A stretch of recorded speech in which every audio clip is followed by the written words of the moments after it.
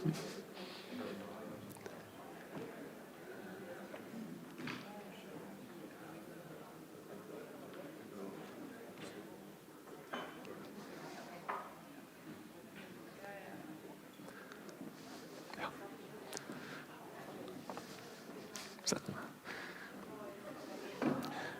dag. God dag alle sammen. Hjertelig velkommen til disse PhD-vergene. Som Frida Paulsen for det hele. I IT4 skal inn i formøver og i metingarnevntene, og jeg får leie prosessene her i dag. Og jeg får ta oss dansk eller skandinavisk fra nå av, så at velleierne og hinner limene i metingarnevntene skilja, kan vi si. Så hjertelig velkommen til det her PhD-forsvar i dag. Frida Paulsen, hun har innleveret PhD-avhandlingen Inclusion in the Faroese Public School, From Political Vision to Practice, Intention between General Education and Special Needs Education. Eller på færøsk, inklusjon i førska folkeskolen, fra politiskere visjon til virkende og i eiendomsspennende med til allmänna namnsfrøye og sernamnsfrøye. Det godkjent til allmänt forsvar. Og så vil jeg lige nevne Frida Paulsens veileder til denne PhD-avhandling. Lotte Hedegaard Sørensen, lektor ved Institut for Pædagogik og Uddannelse Aarhus Universitet, har været hovedvejleder. Erika Ann Hayfield, lektor ved Færøernes Universitet, har været den ene bivejleder. Og Kirsten Baltzer, lektor emerita ved Aarhus Universitet, har også været bivejleder. Og Frida Paulsen har været indskrevet for en dobbeltgrad, såkaldt double degree, ved Aarhus Universitet og Færøernes Universitet. Og så skal jeg også introducere bedømmelseskomiteen, der består af 3 personer. Vegard Moen, som lektor i pædagogik ved Universitetet i Stavanger, og Stine Willum Adrian, som lektor i sociologi ved Norges Arktiske Universitet og lektor i teknoantropologi ved Aalborg Universitet. Og mig selv, Firoz Gaini, professor i antropologi ved Færøernes Universitet og som sagt formand for bedømmelseskomiteen. Og kort om dagens program. Om et lille øjeblik så vil Frida Paulsen give os en præsentation af sin afhandling. Der var 30 minutter. Derefter vil Vegard Moen tage ordet som første opponent. Og derefter det en pause. Efter pausen så har vi Stine Adrian Willum som anden opponent, der vil fortsætte diskussioner med Frida Paulsen. Og til sidst vil jeg opponere som tredje opponent. Og til sidst der mulige spørgsmål fra publikum. Og hvis der spørgsmål fra publikum til Tori, til Frida, så skal I give mig besked i pausen. Så I kan komme til mig, og så skal jeg notere det. Og efter at der har været eventuelle spørgsmål fra salen, så vil bedømmelseskomiteen forlade salen for at sætte sig sammen og votere. Og så kommer vi ind igen for at annoncere konklusionen. Men før jeg giver ordet til Frida, så vil jeg lige læse et uddrag af indstillingen af Frida Paulsens afhandling, der viser vores anbefaling af afhandlingen til godkendelse til forsvar. Og afhandlingen på engelsk. Paulsen's dissertation, Inclusion in the Faroese Public School, is the first study to unpack policies and practices regarding inclusion of children with learning disabilities within the Faroese public school system. Theoretically, the dissertation draws on symbolic interactionism, pragmatism, constructivism, and post-constructivism. Theories that are used in the conceptualization of the theory-method package of situational analysis. There are also the theoretical premises of the conceptualization of the situation, which represents the thesis analytical focus. Through thorough empirical analysis, this thesis provides insights to the political and cultural practices in historical and contemporary perspectives regarding inclusion emerging within the Faroe Islands. The dissertation is well situated in the existing literature of inclusion and has developed a design enabling a situated analysis of what takes place in the Faroe Islands regarding inclusion. Methodologically, it is a solid and well-done thesis. The situational analysis is very ambitious in its scope, and a large amount of empirical data focusing on how inclusion emerges from policy level to be transferred to practice in the classroom is impressive, not least as the data collection took place during the COVID-19 pandemic.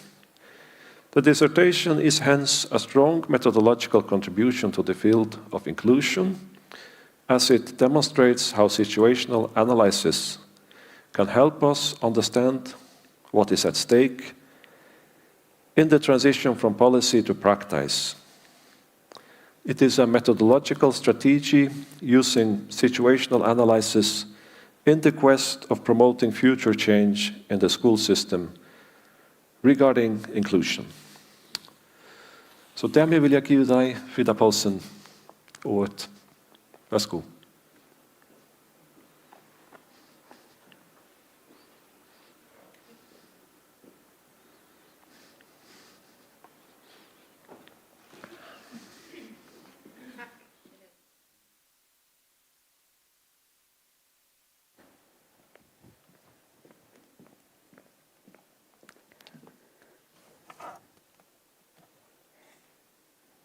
Ja, tak Firuz Gaini for præsentationen. Og jeg skal lige have den her mikrofonslag virke, og så skal jeg lige få mig lidt vand i glasset, før jeg starter.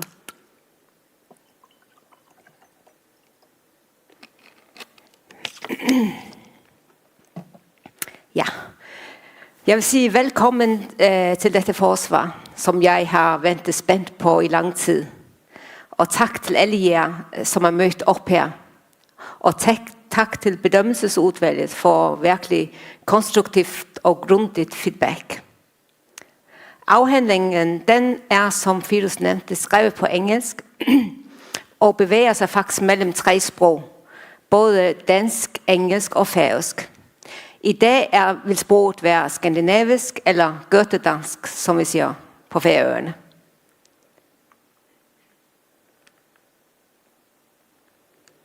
Nå, det her. Ups. Ja. Ja. Selv er jeg uddannet, har jeg en interdisciplinær faglig baggrund eller akademisk baggrund, i det jeg er både uddannet inden for politologien, men også inden for pædagogikken og psykologien. Og det har haft en stor betydning for min forskning. Ligesom min arbejdsmæssige baggrund også har haft en betydning for, hvordan jeg har udformet forskningen. Jeg har været både lærer i folkeskolen, i flere folkeskoler på Færøerne, og så har jeg arbejdet som fuldmægtig i den politiske og administrative sektor. Samt har jeg også været fagfolk og leder i det specialpædagogiske felt.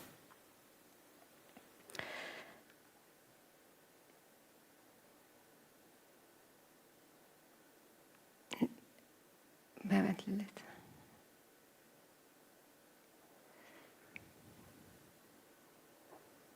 Så personligt er jeg involveret i feltet, også fordi at jeg er bosatt her i dette her på Færøerne, i dette her meget lille samfund, hvor relationerne krydser i alle tænkelige henseender, som selvfølgelig er et vilkår i meget små samfund. Som en informant spurgte mig, da jeg kom ud på en skole for at lave feltarbejde og interview, så spurgte mig, Frida, hvilken hat har du på i dag? Er du lærer? Er du fuldmægtig? Er du leder? Mor? Familiemedlemmer? Eller er du forsker? Så I kan se, at det at være forsker i et meget små samfund, det stiller nogle særlige krav, måske særligt til validerings- og etiske refleksioner. Disse har jeg haft med mig i forskningen, eller i hvert fall forsøgt at have med mig i forskningen. Denne her forskning, den har en agenda. Den er ikke formålsløs. I det denne forskning også har til hensigt at stimulere inklusionsudvikling på Færøerne. Skal jeg lige have det her.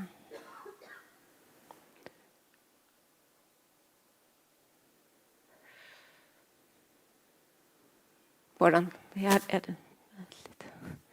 Nu må jeg lige undskylde, at det er sådan lidt tekniske problemer her. Måske Fields, du kan hjælpe mig. Nej. Jeg tænker bare, nej, faktisk play her. Du skal søge teksten. Ja.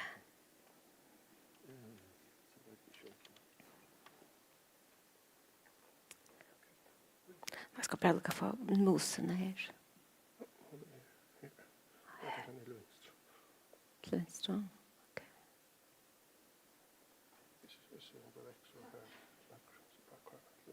Okay, ja. Så projektet det har en agenda, som jeg sagde, og den er ikke formålsløs. I det denne forskning også har til hensigt at stimulere inklusionsudvikling. Fra min arbejdserfaring både som lærer og i den politiske og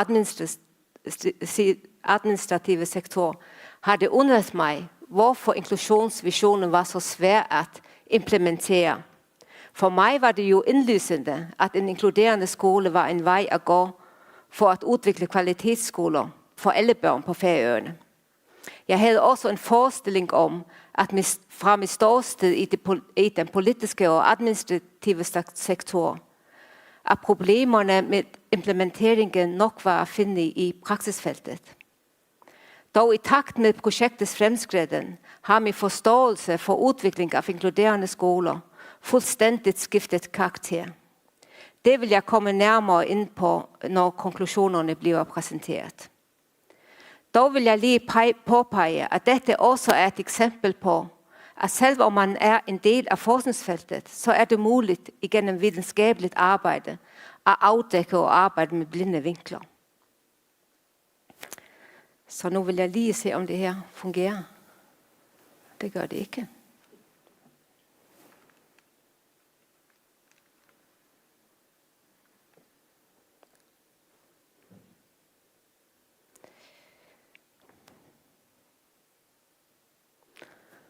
Nå, det er, jeg ved ikke, hvad er galt her.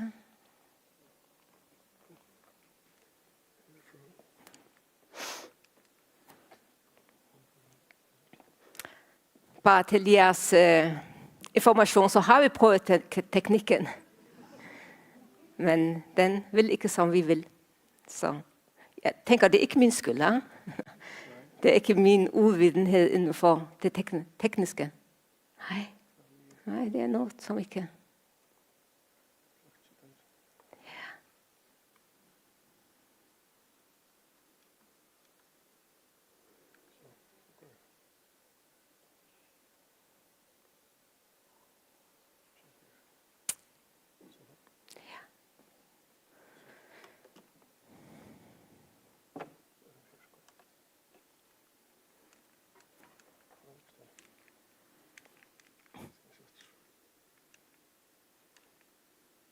Det var da mærkeligt.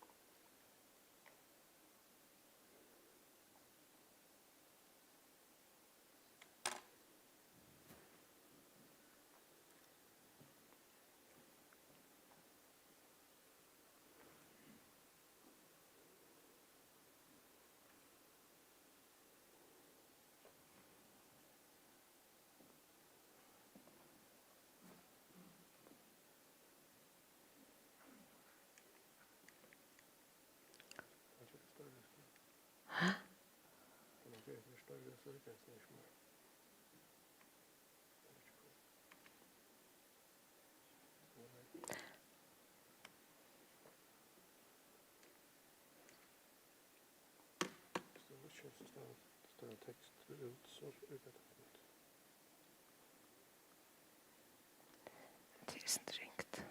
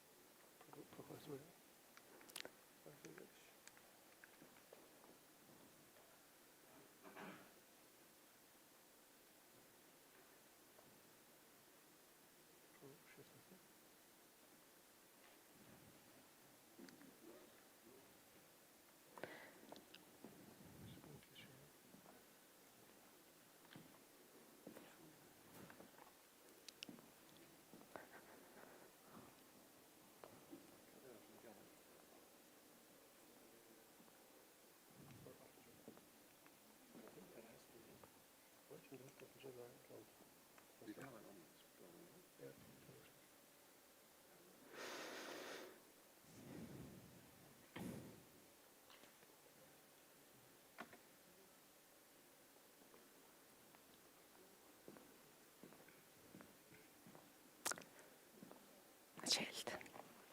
Ja. Hvad står?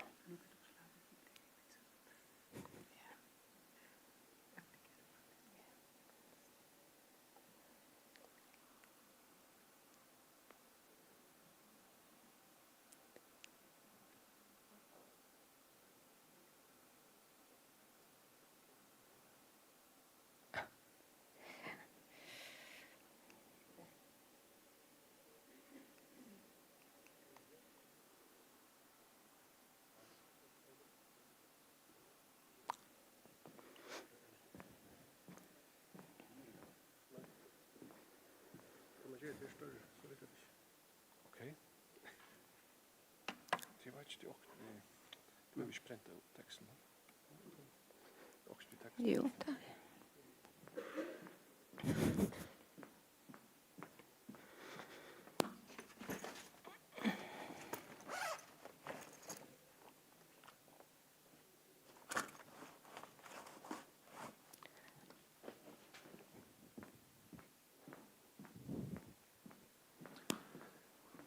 Ja, her er onker tekniske tropleitje.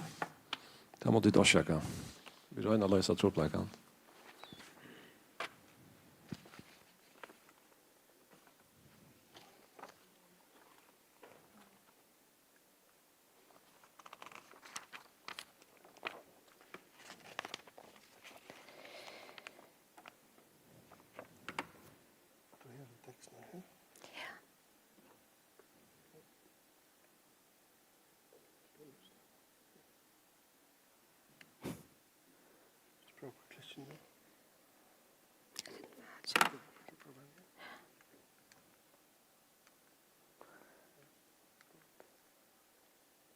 Ja, skal vi bare gå i gang, så prøver vi på den her måde. Det skal nok gå. Jeg har jo lavet min afhandling, og jeg har forberedt mig, og jeg ved sådan set, hvad jeg skal sige. Så nu vil jeg prøve igen, men jeg vil ikke gentage det, som jeg var i gang med at præsentere, at jeg taler på gøttedansk og det hele, og min baggrund, som har haft betydning for projektet, og også det, at projektet har en agenda, og mine forestillinger om, hvordan inklusion bliver implementeret, eller hvordan den vandrer ned i praksisfeltet. At liksom mit point var, at det var både det, som fik mig i gang til at lave det her projekt, men igennem projektprocessen har denne forståelse også fuldstændigt skiftet forståelse eller karakter. Ja, så nu vil jeg prøve på at fortsætte, og jeg håber ikke, I har mistet tråden. Jeg har mistet sådan lidt tråden, men jeg vil prøve på at genfinde den. Ja. Forskningsprojektet det er udmøntet i en samlet afhandling, som måske flere af jer har fået, og som ser således ud. Den vil også blive tilgængelig på nettet. I dette oplæg, der vil jeg fokusere på 4 overskrifter, eller 4 afsnitter, hvor den første er forskningsområdet. Jeg vil fortælle lidt om forskningsområdet. Det næste, det er forskningstilgangen. Det tredje, det er, hvor jeg vil præsentere jer lidt for det empiriske materiale. Og den fjerde del, og den sidste, det er analyse og nogle konklusioner. Ja. Forskningsrelevansen, altså hvorfor gå i gang med det her projekt, er ikke alt blevet sagt og forsket i omkring inklusionsudvikling internationalt. Jo, det er blevet, vi har meget forskning omkring inklusion, men ifølge internationale forskere, så er alt langt fra sagt og forsket i omkring inkluderende skoler. Og selvom inklusionen stort set har været på dagsordenen nu i næsten 30 år, den blev jo født med Salamanca i 94. Så det er ligesom, den har 30 år. Ja. Men man kan sige, at Færøerne, det er et undtagelse i international sammenhæng. Netop fordi, at vi har ikke stedfæstet inklusionsvisionen i den overordnede politiske lovgivning. Og på Færøerne har vi heller ingen forskning omkring inklusion i folkeskolen eller i skolerne. Så på den måde er Færøerne, tænker jeg, et undtagelse. Også selvom vi har vedtaget den inkluderende skole i kraft af ratificeringen af handicapskonventionen. Og forskere de peger også på at forske videre i det med en økologisk tilgang, som jeg vil komme nærmere på længere ind i oplægget. Men desto mindre så er huller i viden om udvikling af inklusion, så jeg ser dette her projekt som et vigtigt brik i videnshullet, både lokalt, men også globalt. Forskningsspørgsmålene, det overordnede forskningsoverskrift, var som Firouz Gaini nævnte, det overordnede tema for afhandlingen, den handler om, hvordan internationale politiske visioner om inkluderende skoler, hvordan de vandrer, oversættes og transformeres i skolepraksis, med særlige forhold mellem almen pædagogik og specialpædagogik. Og dette overordnede tema, det er blevet udmøntet i 4 processuelle forskningsspørgsmål, hvor jeg spørger til motivation og politiske forhold at igangsætte inklusion. Jeg spørger til strategier og de strukturelle og organisatoriske tiltag for at oversætte og transformere visionen til skolepraksis. Og jeg spørger til erfaringer og aktiviteter blandt aktører i skolevæsenet. Og jeg spørger til sidst om synspunkter, perspektiver og holdninger hos andre aktører eller interessenter omkring skolen. Som sagt, så er det en masse forskning omkring inklusion, og der er mange forståelser også og udlægninger af, hvad forstår vi ved inklusion. Jeg har lænet mig meget af en, som hedder Alan Dyson, og som er en engelsk internationalt anerkendt forsker. Og så har jeg også stillet mig på skuldrene af Peter Haug, en norsk professor, og så Peter Farrell også. Så den forståelse, som jeg vil præsentere her, er ligesom en blanding af forskellige forståelser af, hvad inklusion er. Men det, som jeg præsenterer her, det er ligesom det, som jeg har taget med mig i forskningen. Og den første, som I ser i, og det har jeg så prøvet på at opstille i en sådan forståelsesramme omkring inklusion. Den første, det er affektdiskursen, hvor man er eller optaget af, hvordan man kan argumentere for en inkluderende skole. Og den er ofte i konkurrence med andre diskurser, eller andre argumenter for, hvad er en god skole. Altså for eksempel med PISA-målinger og andet måte, som er mere, eller lettere at måle. Det næste, det er den politiske diskurs, som jo også er i konkurrence med andre diskurser, politiske diskurser. Den tredje er den etiske diskurs, som berører sig også på menneskerettighedskonventionen og børnerettighedskonventionen. Og den fjerde, det er den pragmatiske eller den pædagogiske diskurs, som omhandler det pædagogiske praksis faktisk ude i skolerne. Jeg forstår ligesom inklusion som, at det må være et sammenspil mellem alle 4 diskurserne. Vi kan ikke undvære en af dem.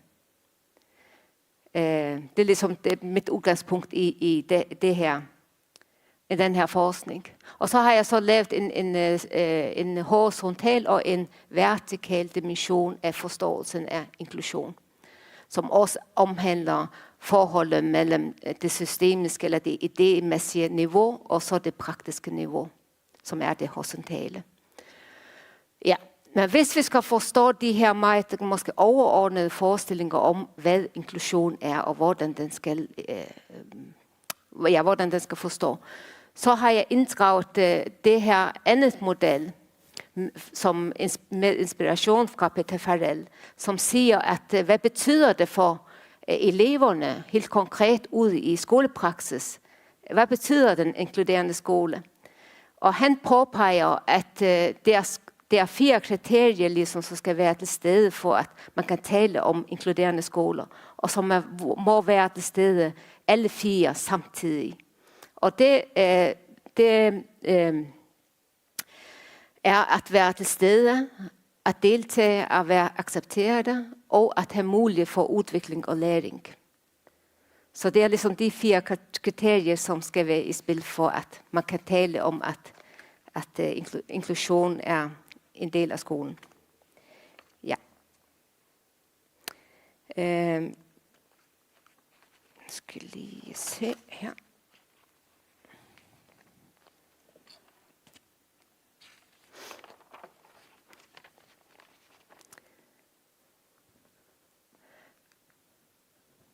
Ja, så går jeg videre. Det var ligesom tanken bag, hvordan vi forstår inklusion. Men inklusionen, som jeg pegede på, den er jo født ude i den globale verden med Salamanca og med børnerettighedskonventionen og med handicapkonventionen også. Så hvordan er det de her inklusionsvisioner, hvordan vandrer de mellem det globale til det lokale? Og så for at kunne skabe et nuanceret blik på de her skolepolitiske visioners vandring, så har jeg udvidet det begreb, som jeg nævnte først om implementering. Og jeg har udvidet det til 3 begreber omkring transfer, translate og transformation. Som kan ligesom udfolde, hvordan de her begreber, hvordan de vandrer. For eksempel Salamanca-erklæringen og handicapkonventionen, som både må forstås i en overførselsproces eller i en transferproces, men det må også forstås eller behandles i en oversættelsesproces. Det vil sige for eksempel til, altså i transferprocessen, at Salamanca-erklæringen for eksempel bliver transformeret i lokal lovgivning og bliver oversat også til for eksempel til færøsk sprog og til færøske omstændigheder. Ja, og transformationen, den kan kun ske, hvis man både har transfer og translate i spil også. Ja. Så vil jeg lige gå herover.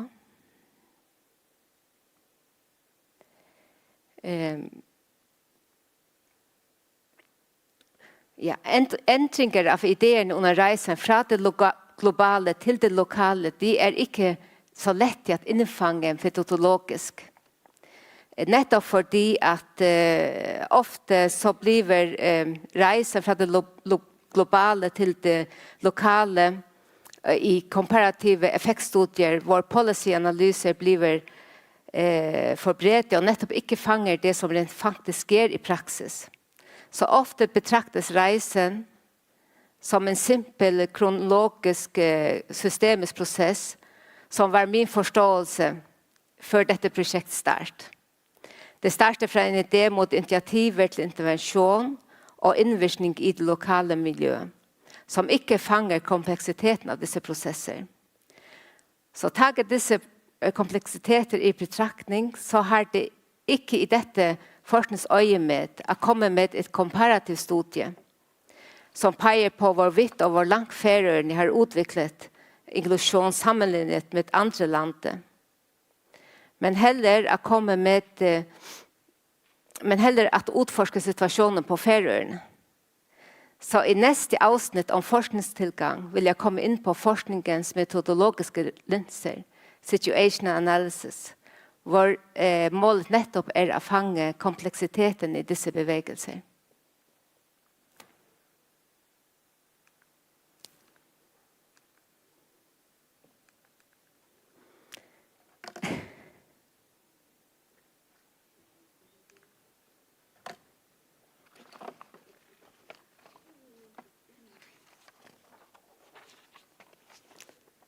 Jeg tror nesten at dette her forsvar må genutsendes. Hæ? Ja, ok.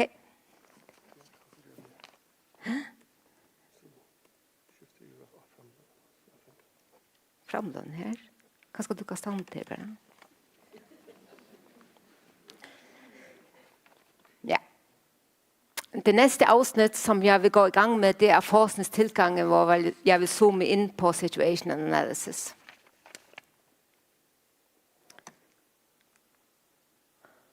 Ja, som sagt, så handler det om å fange de her relasjonelle bevegelser og prosesser og forhandlinger i mellomrom som motstykke til strukturer. Som metodologisk tilgang situational analysis valgt til dette prosjekt, nettopp fordi at denne forskningstilgang funderet i symbolsk interaktionisme, pragmatisme, konstruktivisme og poststrukturalisme, vel egnet til at undersøke og fange relasjoner og bevegelser i og i mellomrom. I situational analysis terminologi, arenaer, sosiale verdener og opposisjoner, som et motstykke til andre tilganger, som prøver å innfange strukturer, for eksempel i mikro-, meso- og makronivåer. Det vil si at jeg ikke har hatt fokus på et enkelt system, men heller har hatt blikk for bevegelse, relasjoner og prosesser imellom aktører på tvers av nivåer, og hvordan forhandlinger i de forskjellige rom og arenaer foregår og har innflytelse på inklusjonsutvikling. Med hjelp fra situational analysis verktøyer, som blir brukt helt fra starten av forskningsprosjektet, forutsetter og stimulerer situational analysis en grounded og økologisk tilgang. Færøyene som et mikrosamfunn giver mulighet for å ha en økologisk tilgang. Vår ambisjonen har vært at inndrage alle tenkelige aktører, således at emnet blir belyst både som en bottom-up-tilgang og med et fullt perspektiv på hele situasjonen. Situasjonen blir dermed den bærende empiriske og analytiske enhet, og jeg vil utfolde situasjonsbegrepet i de følgende slides.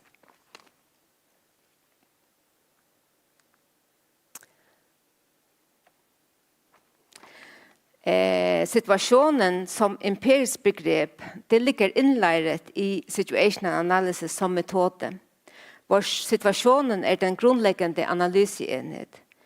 Jeg ser situasjonen som en hendelse som alltid en særlig del av en verden, erfaret gjennom de miljøaktørene og elementerne innlæret i. Dette innebærer at jeg har hentet data fra mangfoldige datakilder som tar avsett i den overordnede situasjonen. Nemlig at Færøyene skal arbeide med utvikling av inklusjon. Den overordnede situasjonen rommer et sammenvev av fellesskaper og arenaer som må bidrage med deres datakilder og analysere som situasjoner i deres egen rett, for så å bli sammenføyet i en analyse hvor forskjelligheter, makt og konflikter trekkes frem. Jeg har konstrueret en empiriske plattform i 6 arenaer. Den første arena, det skoleformer, som selvfølgelig den største arena. Den neste arena, det den rådgivende og utdannende sektor. Den tredje, det den politiske sektor. Den fjerde, det fagforeninger. Den femte, det NGO-er. Og den sjette, det politiske og andre dokumenter. Som sagt så har jeg brukt Færøyene og den samfunnsmessige og kulturelle plattform som analyseenhet.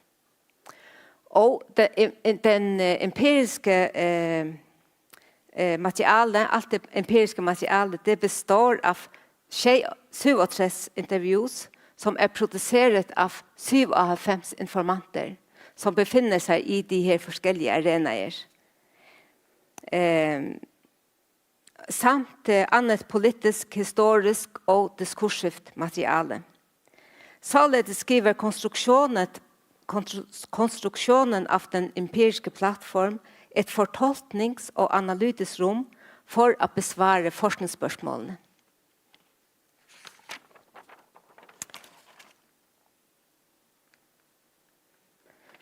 Og nå vil jeg si litt om det som kom ut av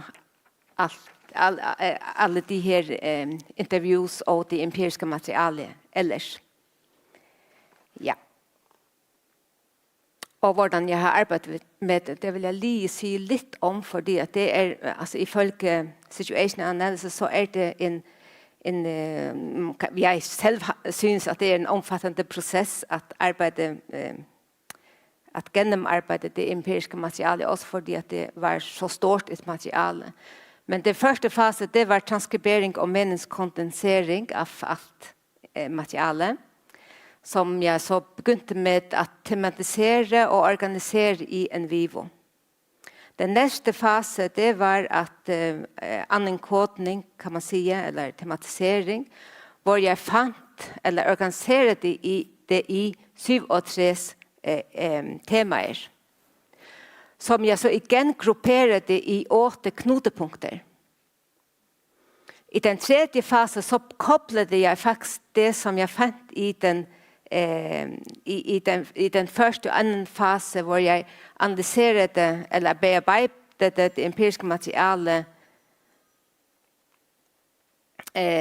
hvor jeg ikke liksom brukte de sociale verdener og arenaer liksom, som ledet til, men analyserede det jevnt, om man så kan si. Men den tredje fase, da tog jeg fatt i de sociale verdener og arenaer og koblede det på temaerne. Og det utmøntet seg så i 14 situasjonsbeskrivelser. Og den fjerde fase, da inntog jeg posisjonerne, eller den kortleggning av posisjonerne, og det utmøntet seg så i 10 integrerte posisjonelle sosiale verdener og arenaer og situasjonsbestemte beskrivelser. Så liksom det i 4 faser. Ja. Jeg vil si litt om de 8 knutepunkter, hva de inneholder og hva de handler om. Fordi at de har vært meg sentrale i den videre analytiske arbeidet.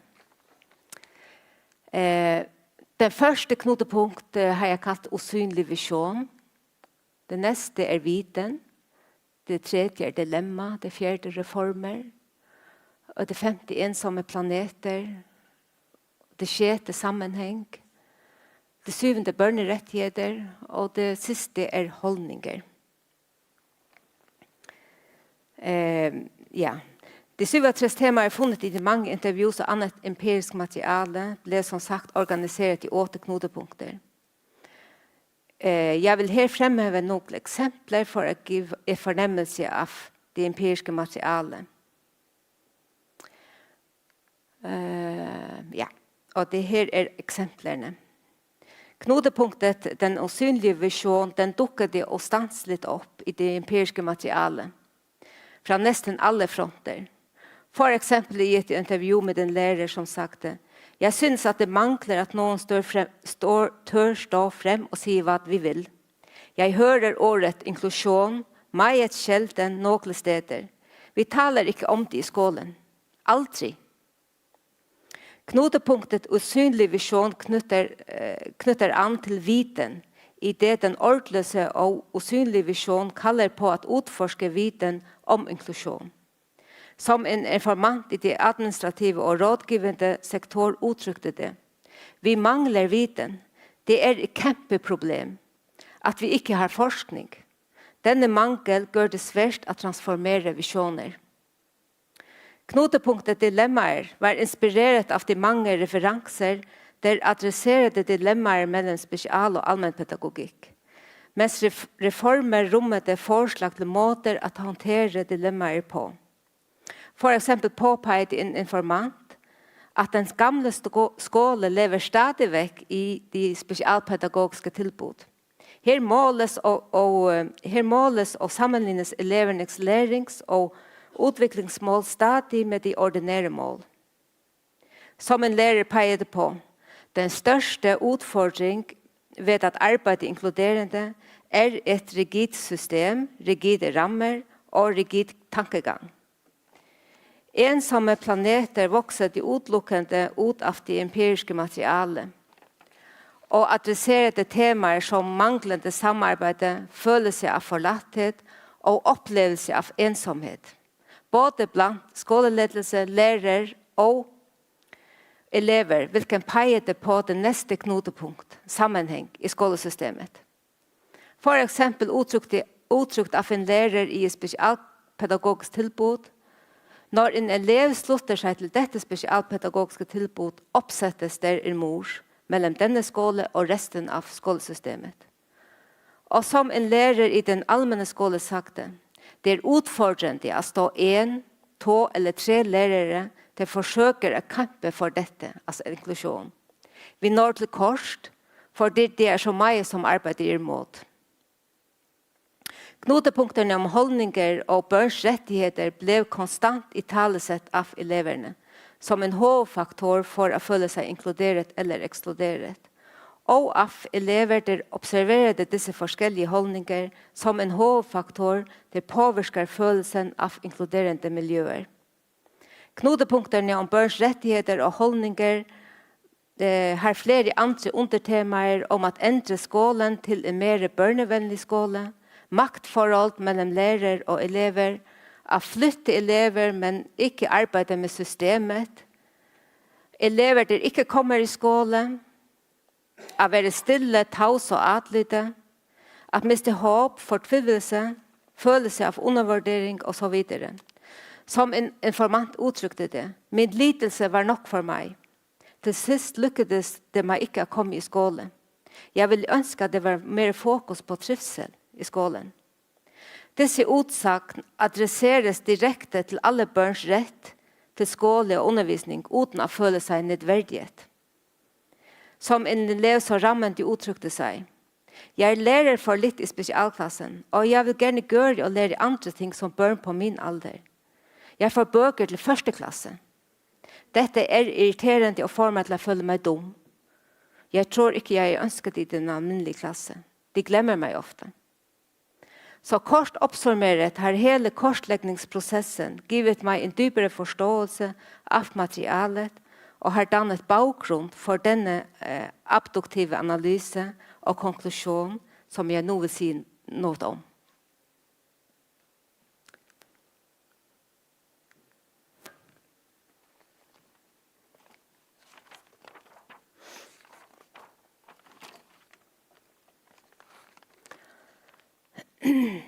Ja, som vi ser så avhandlingens analysedelen, altså 6 i alt, meget detaljerte, med 6 overskrifter. Og hvis jeg selv skal si det, vanvittig spennende lesning. Men da det ikke mulig til å presentere analysen i detaljer. Jeg vil her kort presentere de viktigste punkter. Analysen tar utgangspunkt i de 4 prosessorienterede forskningsspørsmål som ble presentert i begynnelsen av dette opplegg. Og disse spørsmål danner grunnlag for de analytiske konklusjoner. Analysens flow kennetegnes av en rhizomatisk tilgang. Det lener seg opp av de empiriske og analytiske korsletninger fra situational analysis. Dette adresserer analysens kompleksitet, men skaper samtidig struktur i de analytiske landskapet. Jeg vil her kort presentere de 6 analysedeler med fokus på kardinalpunkter i analysekonklusjonerne.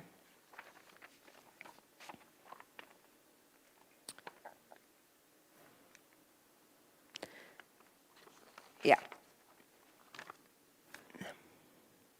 Analysen av de skolepolitiske dokumenter og annet empirisk materiale viser at selv om Færøyene har forpliktet seg til at utvikle inkluderende skoler, har det så å si ikke vært noen politisk debatt eller behandling av de inkluderende prinsipper. Salamanca-erklæringen har ikke vært diskutert politisk, og verken ble vedtaget eller oversatt til færøyske omstendigheter. Utvikling av inklusjon forstås gjennom folkeskoleloven fra 1996, som ikke nevner den inkluderende skole, men tar utgangspunkt i en skole for alle. Motivasjonene for en inkluderende folkeskole kommer først og fremst fra det spesialpedagogiske området. Fravær av politisk lederskap av inklusjonsvisjonen kan måske bli forklaret ut fra særlig kennetegn av en meget lille politisk og administrativ enhet, der kennetegnet ved at politikk og praksis smelter sammen. Hvor det en tendens til at det praksisfeltet som tegner sin egen politikk. Det vil være i fokus i neste analyseavsnitt.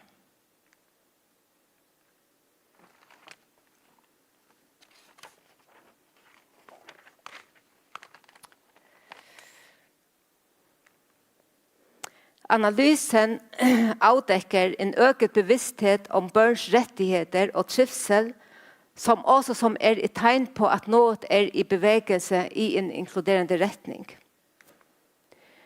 Eksemplerne på lokale skoler der forsøker å oversette inklusjonsvisjonen gjennom deres egen fortolkning av inklusjon, og dermed skaper og giver visjonen en lokal substans.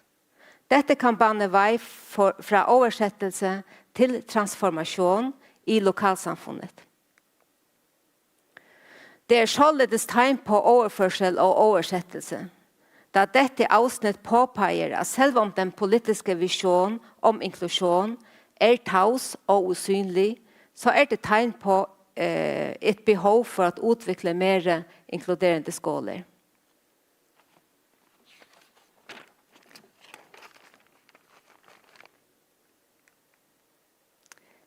Ja, nå kommer vi til den tredje analysedel, som har fokus på færøyske samfunnsmessige og den kulturelle plattform. Analysen avslører at aktørerne agerer individuelt med hensyn til inklusjon i en taus skolepolitisk klima. Den færøyske kulturelle plattform og samfunnsmessige plattform befinner seg i en brytningstid, fra et mer tradisjonelt homogent samfunn til modernitet og diversitet, hvor spørsmål settes ved tradisjonelle verdier. Inklusjon skriver seg inn i disse samfunnsmessige og kulturelle forandringer, hvor inklusjonsprosesser setter spørsmålstegn ved den tradisjonelle måte å holde skole på. Analysen avslører at forskellige holdninger, kombineret med manglende inkluderende retning, fungerer som tegn og språk for inkluderende og ekskluderende prosesser. At agere med avsett i holdninger blir ytterligere kompliseret av de små forhold på Færøyene.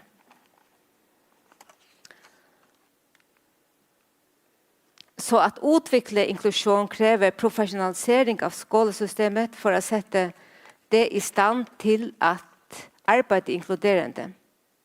Analysen avslører at dette en utfordring i nåværende støttende, rådgivende og utdannende foranstaltninger.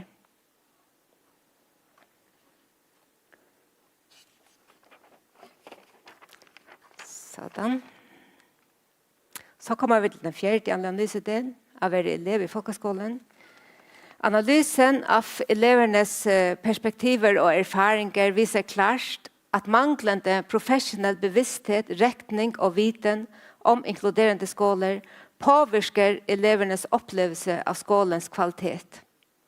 Og det har konsekvenser for eleverne i det de overlatte til de professionelles vilkårlige forståelse og fortolkning av inkluderende skoler. Analysen peker på at professionelles holdninger baseret på slektskap og relasjoner påvirker inklusjons- og eksklusjonsprosesser. Så selv om det færøyske samfunns innbyrdes forbundenhet og avhengighet kan være med til å skape en inkluderende skole, så det også fallgrupper. Så analysen peker på at eleverne skal ha en mer sentral og aktiv rolle i skolen, med mulighet for å påvirke undervisning og læringspraksis. Innsikten i elevernes perspektiver giver øket forståelse for hva det skal til for å oppnå inklusjon og kan yte en avgjørende bidrag til utvikling av inkluderende skoler. Eleverne peker på at revidere skolens innhold, struktur og strategier for å ta høyde for forskjeller i elevgrupperne. Og denne konklusjonen peker på nødvendigheten av å zoome inn på hvordan forholdet mellom spesialpedagogikk og allmennpedagogikk blir forstått. Det vil det 5. analyseavsnitt handle om. Ja.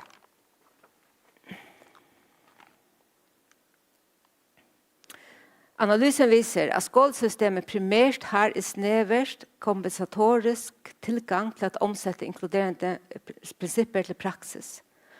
Men samtidig så det også en spirende diskusjon og forhandling om inklusjon primært i det spesialpedagogiske miljøet. Spesialpedagogikk må forstås som en del av den allmenne pedagogikk, som krever vesentlige endringer i forståelsen av forholdet mellom spesial- og allmenn pedagogikk. At utvikle inklusjon krever en anerkennelse av dilemmaer mellom spesialpedagogikk og allmennpedagogikk som et grunnleggende vilkår i skolen. Og analysen viser at det skal fokuseres på innbyrdes forbundne delpraksiser, samarbeidsmønstre, skapelse og deling av viten. Dette vil være i fokus i følgende siste analyseavsnitt om en hel situasjonell tilgang til utvikling av inklusjon. Så nå jeg kommet til det siste. Ja. Som den tidligere analysen har avsløret, står inklusjon overfor betydeligere politiske, strukturelle, organisatoriske, strategiske, kulturelle og pedagogiske utfordringer. Ved at anvende en situasjonell tilgang har jeg unngått å fremheve en eller blott noen få faktorer. I stedet har jeg insisteret på å få alle faktorene i spill. Med et fokus på hvordan globale politikker og pedagogiske ideer kan eller har mulighet for at omdannes til lokalt praksis. Så har jeg utviklet et nytt begrep, situeret inklusjon. Jeg definerer situeret inklusjon som at inklusjonsutvikling krever involvering, fra 4 forskjellige lokale fronter. Det vil si både samfunnsinvolvering, forhandlingsinvolvering, argumentasjonsinvolvering og politisk og ledelsesmessig involvering. Samfunnsinvolvering, det vil si involvering fra en mangfoldighet av organisasjoner og fellesskaper nødvendige. Utviklingspotentialet på Færøyene ligger i utvidelsen av en mer omfattende vi-kultur for å minimere ekskluderende prosesser og for å stimulere og dyrke samarbeidet på tvers av faggrupper, organisasjoner, sektorer med mer. Forhandlingsinvolvering nødvendig, for uten forhandlinger, diskusjon og debatt av prinsipper og verdier forblir tausheten. Måske den største hindring for at utvikle inklusjon i et meget lille samfunn, som det færøyske, beror på en generell taushet. Det dog også utviklingspunkter i fellesskapet med tette relasjoner og pragmatisk politikk. Skolepolitisk ledelsesinvolvering nødvendig for at initiere og sette gang i en inkluderende retning. Samtidig så befordrer situeret inklusjon involvering av argumenter. Elevernes perspektiver og erfaringer i empirien viser at det sterke argumenter for at utvikle inkluderende skoler. Argumentinvolvering innebærer også involvering av andre sosiale verdener og arenaer. For eksempel adressering av vitenstunge institusjoner som universiteter, der skal forske og formidle argumenter. Og ikke minst stille seg kritisk og fodre det skolepolitiske ledelse med situeret forskning. Jeg vil slutte presentasjonen med dette nye begrep, situeret inklusjon, som en ny forståelse av utvikling av inkluderende skoler.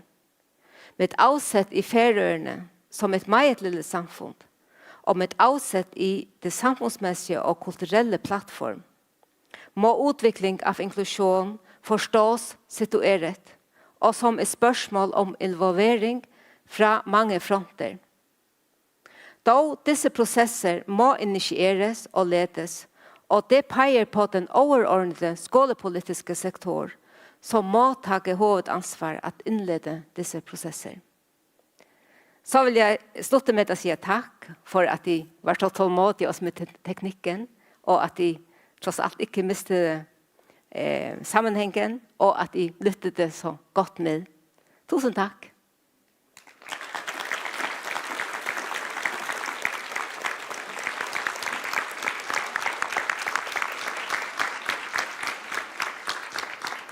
Ja, tusen takk, Frida, for en meget inspirerende presentasjon om et riktig fascinerende projekt.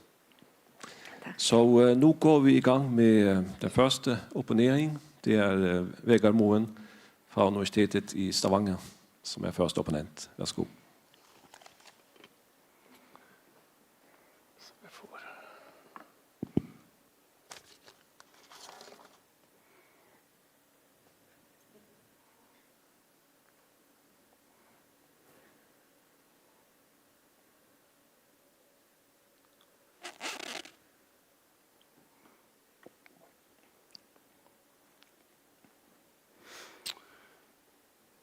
Det blir en pause når vi ferdige, Vegard. Så vil jeg også få noe til å drikke. Tusen takk, Frida.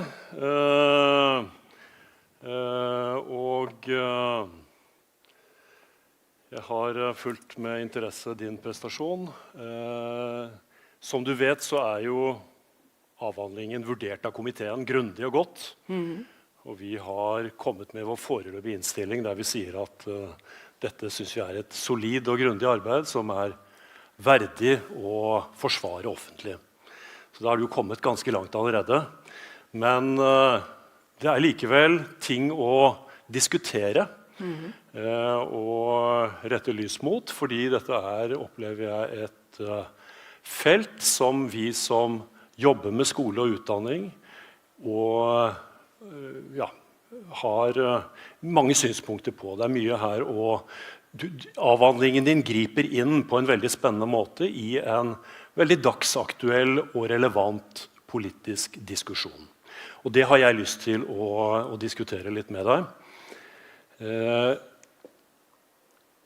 For at du skal kunne følge litt med på hva som kommer, så har jeg tenkt å si litt først om hva jeg har tenkt å si noe om. For det første så har jeg lyst til å se litt på dette som du skriver om det tverrfaglige samarbeidet. Samarbeidet mellom ulike aktører innenfor dette feltet. Fordi dette feltet flyter jo over av høy kompetanse, men av og til så samarbeider man ikke godt nok. Og der ligger, tenker jeg, et potensiale for å utvikle inkluderende praksis. Og så kan vi kanskje si at vi begynner litt praktisk. Vi begynner i det som dreier seg om lærerarbeidet og samarbeidet. Men så har jeg lyst til å løfte blikket litt og zoome litt ut og se på noe av det andre du skriver om, nemlig det utdanningspolitiske. Hvordan inklusjon som utdanningspolitisk idé og prinsipp oppstått et sted, reiser rundt i verden og møter det færøyske skolesystemet, og der på ulike måter oversettes nedover i systemet. Og på hvilken måte politisk-administrativ ledelse har betydning for det. Så vi starter med det første.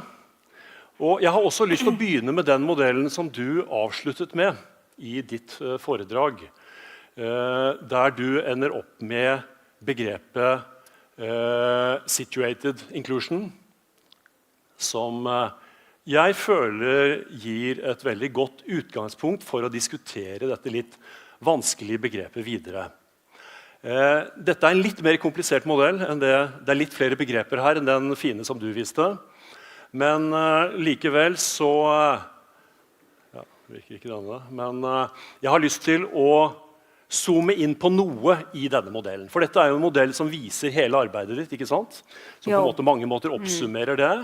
Og jeg har lyst til å zoome inn på den øverste her. Det kunne vært greit hvis denne virket, men det gjør den ikke. Community involvement og collaboration.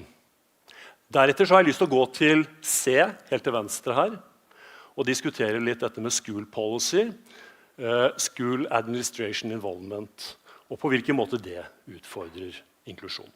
Men jeg har lyst til å starte med samarbeidet, og hvordan man kan samarbeide med feltet. Og jeg kunne ikke dy meg, men jeg synes jeg måtte ta med denne figuren her. Hva tenker du når du ser den? Går det an å spørre deg om det? Ja, hva det jeg tenker når jeg ser den? Hva tenker du når du ser den? Ja, nettopp, ja. Jeg tenker på faktisk på Norwich-modellen, hvor inklusjon, altså det her er også med i avhandlingen, hvordan det spesialpedagogiske felt spunnet inn i det generelle pedagogiske, eller det generelle skolefelt, eller organiseringen av det generelle politiske landslag. Ja. Enig, det en god referanse, og jeg følger deg veldig på den. Men hvis jeg liksom tenker at her det et eller annet, her det noen som prøver å komme seg inn i den ordinære skolen, her det noen som jobber hardt for å få til det. Og la oss nå si da, at vi enige om, som du skriver, at det ligger noen utfordringer i å få samarbeidet mellom CNAM, PPR, de støttestrukturene som rundt skolen og skolen. Få det til å bli enda bedre, at det ligger en utfordring der. Hvor viktig ledelsen, den lokale ledelsen, for at det samarbeidet skal bli bedre og utvikle seg, vil du si? Og tenker du da den lokale ledelsen på skolen og på de støttende foranstaltninger rundt? Altså det vil jeg si, det utrolig viktig, altså altså ledelsen, at de går foran, altså, og støttende omkring det samarbeidet som skal ske. Ja. Men jeg vet ikke om du tenker liksom... Nei, jeg tenker at det du skriver veldig godt om i din avhandling, det er jo at dette er viktig og vesentlig. Men så er jeg litt ute etter på hvilken måte kan man få det til i praksis. Hvordan kan man gjøre dette samarbeidet? Altså mellom ledelse, tenker du? Og på hvilken måte kan ledelsen spille en rolle i å tilrettelegge for at det samarbeidet skal bli best mulig? Hva gjør ledelsen? Du har selv jobbet som leder. Hva er viktige grep å ta? For jeg ser nemlig, bare for å ta en liten omvei, jeg ser jo at det er ikke alltid lærerne ønsker å samarbeide med støttesystemet. Kjenner du en dansk skoleforsker som heter Thomas Schulzewicz? For han har jo skrevet om danske PPR-rådgivere. Og han skriver også at lærerne i skolen egentlig ikke ønsker samarbeid med PPR, eller CERNAM, om inkluderende praksis. De ønsker hjelp til å få løst individproblemer, men de ønsker ikke hjelp rundt inkluderende praksis nødvendigvis i like stor grad. Hvordan kan man som leder bidra til at man likevel får i gang et godt samarbeid? Det er nok også å skape det her nettverk, altså, tenker jeg, og at åpne opp for kanaler, altså kommunikative også kanaler, altså således at man ikke sitter, for eksempel hvis man tager PPR eller CERNAM og Inskolia, at man prøver på å åpne en forståelse som ikke nødvendigvis behøver å være at man behøver jo ikke å være enig, altså det er noe som jeg også kommer inn på, at kunne være at kunne diskutere uten at det nødvendigvis behøves å føre til en enighet. Altså det kan være, men selvfølgelig altså som jeg tenker at det er jo meget viktig også som for eksempel som en leder på et PPR at man arbeider liksom med kulturen i organisasjonen. Og det skriver du jo også om i avhandlingen din. Men hvordan kan man gjøre det mer konkret? Hvordan kan man jobbe med den kulturen konkret? Hva kan man gjøre? Hvordan organiserer man det samarbeidet, tenker du? For jeg ser, du skriver et sted i avhandlingen din at det kan være utfordrende å få lærere til å se på sin egen praksis. For det er sårbart. De har en sterk identitet knyttet til sin egen praksis, og har gjort ting i mange år. Og det at det kommer noen utenifra da og utfordrer dem på det, det kan jo bli opplevd som vanskelig og kanskje litt krenkende. Jeg vet ikke. Hvordan kan man jobbe med det? Hvordan kan man skape den tilliten som du snakker om? Ja, det er igjennom altså, at man prøver at ha samskapelsesprosesser, altså, og både også og at arbeide innenfor altså,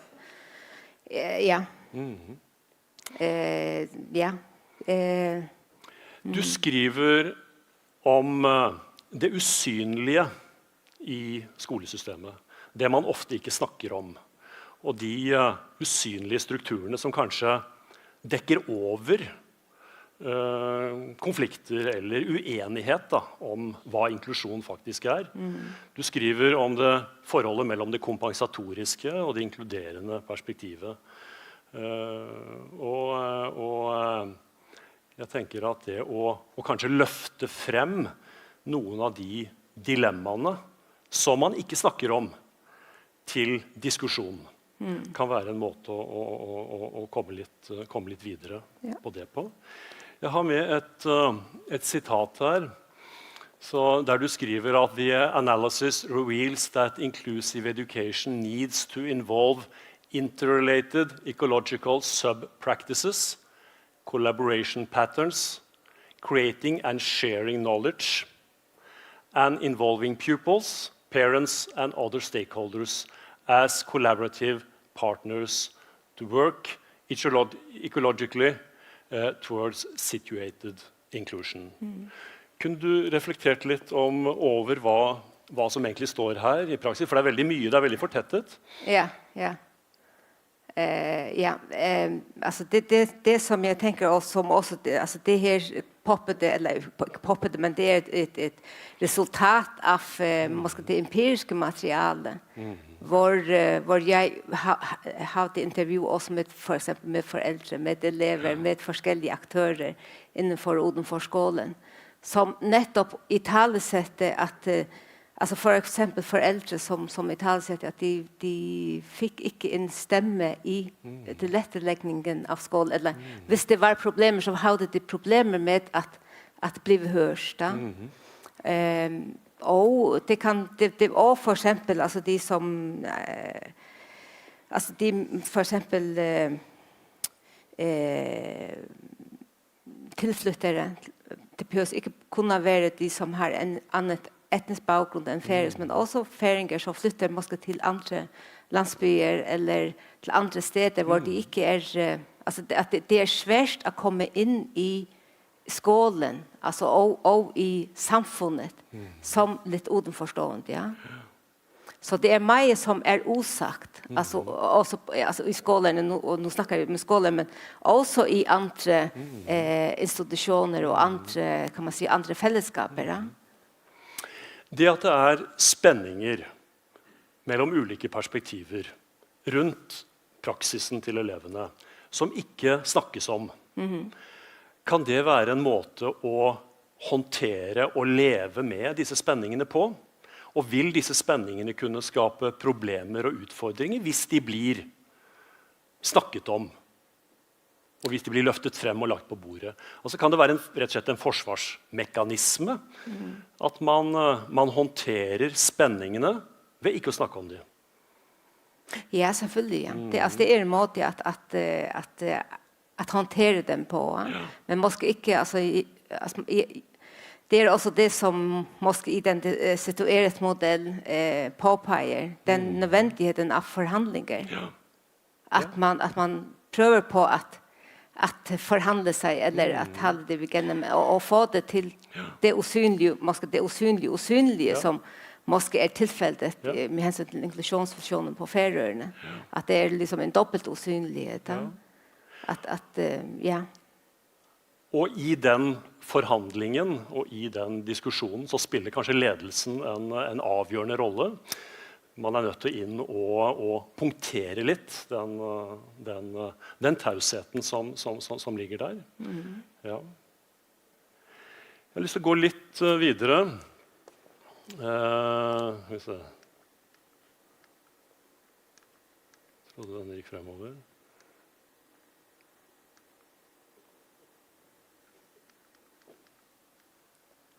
Stopper det helt opp? Når det ikke skal jeg helt stopper det litt. Ja, det er mitt.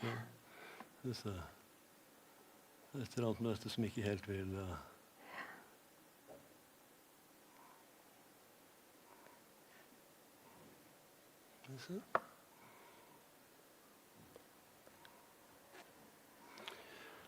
Så har jeg lyst til å zoome blikket ut litt grann.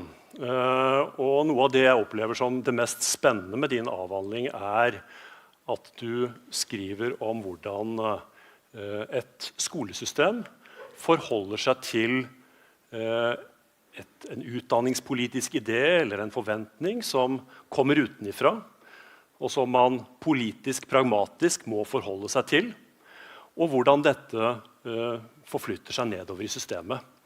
Og det du skriver her, du skriver at the analysis reveals that the development of inclusive education in the Faroe Islands find itself in the middle of a cross-pressure from different and divergent global school policy trends and special features of local policy practice and local tradition and culture. Så det færøyske skolesystemet befinner seg i et krysspress, sier du. Og vi skriver jo litt i vår innstilling også, at vi synes at noe av det som er styrken med din avhandling er at du beskriver det krysspresset på en god måte.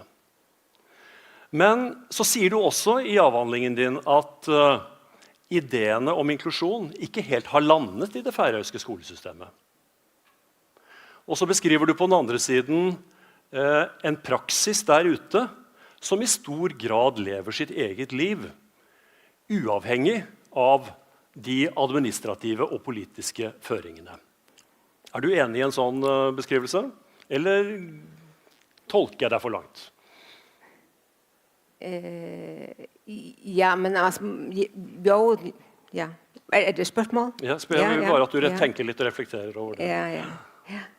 Altså, jeg tenker at det måske, ja, at det praksisfeltet selv som laver sin egen skolepolitikk. I det at, måske som jeg også sagt i opplegget, at den politiske og administrative sektor meget lille, og den meget tett til praksisfeltet. Og også med hensyn til de forskjellige relasjoner hvor man som krysser på alle tenkelige henseender. Således at du både kan være altså en fullmektig, men samtidig også altså at de relasjoner krysser på alle mulige måter, således at politikk og praksis blir nesten det samme. Ja? Og så også med den taushet som gjeldende, og den avhengighet av de her relasjoner. At det måske også produserer taushet, at måske den politiske sektor også spinnet inn i en taushet hvor det så meget på spill hvis du bryter tausheten. Og derfor måske man holde seg tilbake og sier praksisfeltet I må finne ut av det selv, hvordan om vi vil arbeide inkluderende eller ikke inkluderende. Fordi at måske det ja. Så da har du har en taushetskultur på politisk administrativt nivå. Ja. Som taus fordi ideene om inkludering kan være kontroversiell, vanskelig, preget av spenninger. Og så har du en lokal kultur som også preget av taushet, som pakker inn og gjemmer bort en spenning. Hvis du skulle beskrive den spenningen som det lokale nivået rundt barna opplever, hva vil du si karakteriserer den spenningen? Hva den preget av? Hva de ulike posisjonene og de ulike perspektivene i den spenningen som bidrar til denne tausheten? Ja, altså sliter man med å håndtere forholdet mellom det kompensatoriske og det inkluderende perspektivet? Det en spenning som man sliter med? Ja, altså tausheten eller det usynlige, at man ikke vet faktisk om at man ikke har stukket en retning ut, at man vil arbeide inkluderende fra politisk side, kan være en årsak til måske at man måske tilfeldigvis eller tilfeldigt oppretter forskjellige spesialpedagogiske tilbud, eller ikke gjør det. Og man måske ikke har en retning, altså. Ja, og måske det som også kennetegnet på Færøyene, det at hvis noe ikke fungerer, så oppretter man bare noe annet. Da. I stedet for måske at arbeide med hvordan kan vi så innrette oss. Og det måske der tausheten spiller inn. Ja.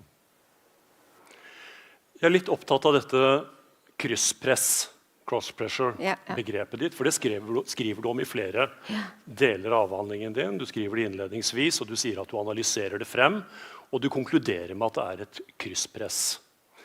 Men kan du si litt om hva det krysspresset, litt mer om hva det krysspresset består i? For jeg synes du sier to ting her nå, eller vi diskuterer to ting. På den ene siden så sier vi at det politisk-administrative nivået, det lever sitt liv. Inklusjon har ikke helt landet der. Og så sier vi at nivået der nede, rundt skolene, lever sitt liv. Men for meg så virker det som det vanskelig å få øye på krysspresset imellom her. Ja, men tenker du krysspresset mellom generell pedagogikk og spesialpedagogikk? Nei, jeg tenker forholdet mellom det sentrale nivået, det politisk-administrative nivået, og skolenivået. Det krysspress, ja. Nei, fordi at du trekker jo inn statsvitenskapelig og organisasjonsteoretiske perspektiver. Og innenfor en del av sånn forskning så man jo opptatt av at når man opplever et krysspress, som vi ofte gjør i ulike profesjonsgrupper, det er ulike hensyn som ikke går helt sammen, så agerer man på en spesiell måte. Da begynner man å dekke over, da begynner man å bli hykler. Man later som man gjør noe, men man gjør noe helt annet, fordi man håndterer ikke krysspresset. Og jeg kan godt være med på at det eksisterer et krysspress her, men det er veldig nedtonet. Det er kanskje mer preg av dilemma. Og at det å snakke om et krysspress er kanskje å ta litt hardt i. Så lenge det lokale nivået egentlig gjør veldig mye som det vil. Det er ikke noe ledelse, som du sier. Det er ikke noe politisk ledelse. Og dermed så er man kanskje ikke i et krysspress. Jeg vet ikke. Er du enig i det? Ja, det kan godt være at det krysspresset, nemlig at det er litt annerledes måske på Færøyene. Fordi jeg tenker også på inklusjonen, altså worldwide, og også i det nordiske landet. Altså det er blitt kritisert at det har vært et politisk prosjekt, da, hvor man ikke har taget liksom, praksisfeltet med. Og man laver noen overordnede skolepolitiske tiltak, og så presser det ned på praksisfeltet. Altså det vil si at man har sånn en top-down implementasjonstilgang. Og det tenker jeg, det er forskjellig på Færøyene. At vi, og det tenker jeg også jeg har nevnt i opplegget, at det kan være altså, den der pragmatiske politikk, at man prøver på å få praksisfeltet med. Da. At det kan absolutt ha sine, jeg vet ikke om man kan si fordeler, men det er i hvert fall annerledes. Man kan tenke at måske praksisfeltet har en, selv om tausheten er, så har de alligevel en meget stor aksje, eller meget at de har i hvert fall en stemme i politikkutvikling. Nei, det du sier nå er veldig interessant. Det var grunnen det jeg ville fram til, at man har et potensiale i det færøyske systemet som man ser det nå, i å nettopp anerkjenne praksisfeltets egen stemme og rett til å definere hva inklusjon er. Mens man i andre nordiske land og i Europa ellers, som du sier, har hatt en veldig top-down, der man har forsøkt å presse en etablert forståelse på praksisfeltet. Og så har praksisfeltet ytt motstand, og så har man ikke fått til en transformasjon, som du skriver om, fordi man har skapt motstand, man har ikke eid det selv.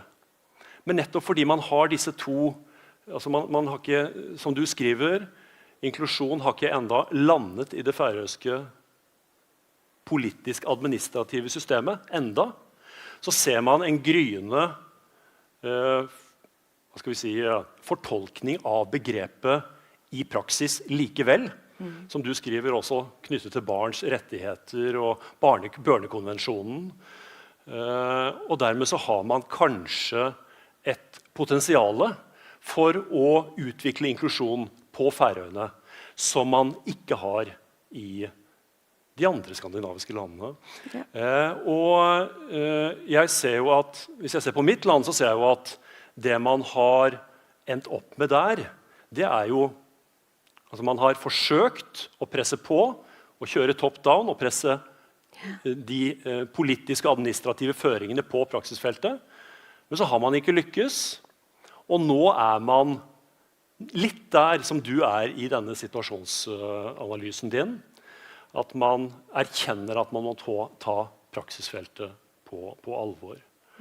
Så der tenker jeg, der ligger det et viktig bidrag i dette arbeidet til utviklingen av dette fagfeltet. Nettopp at man tar fatt i denne situated analysis og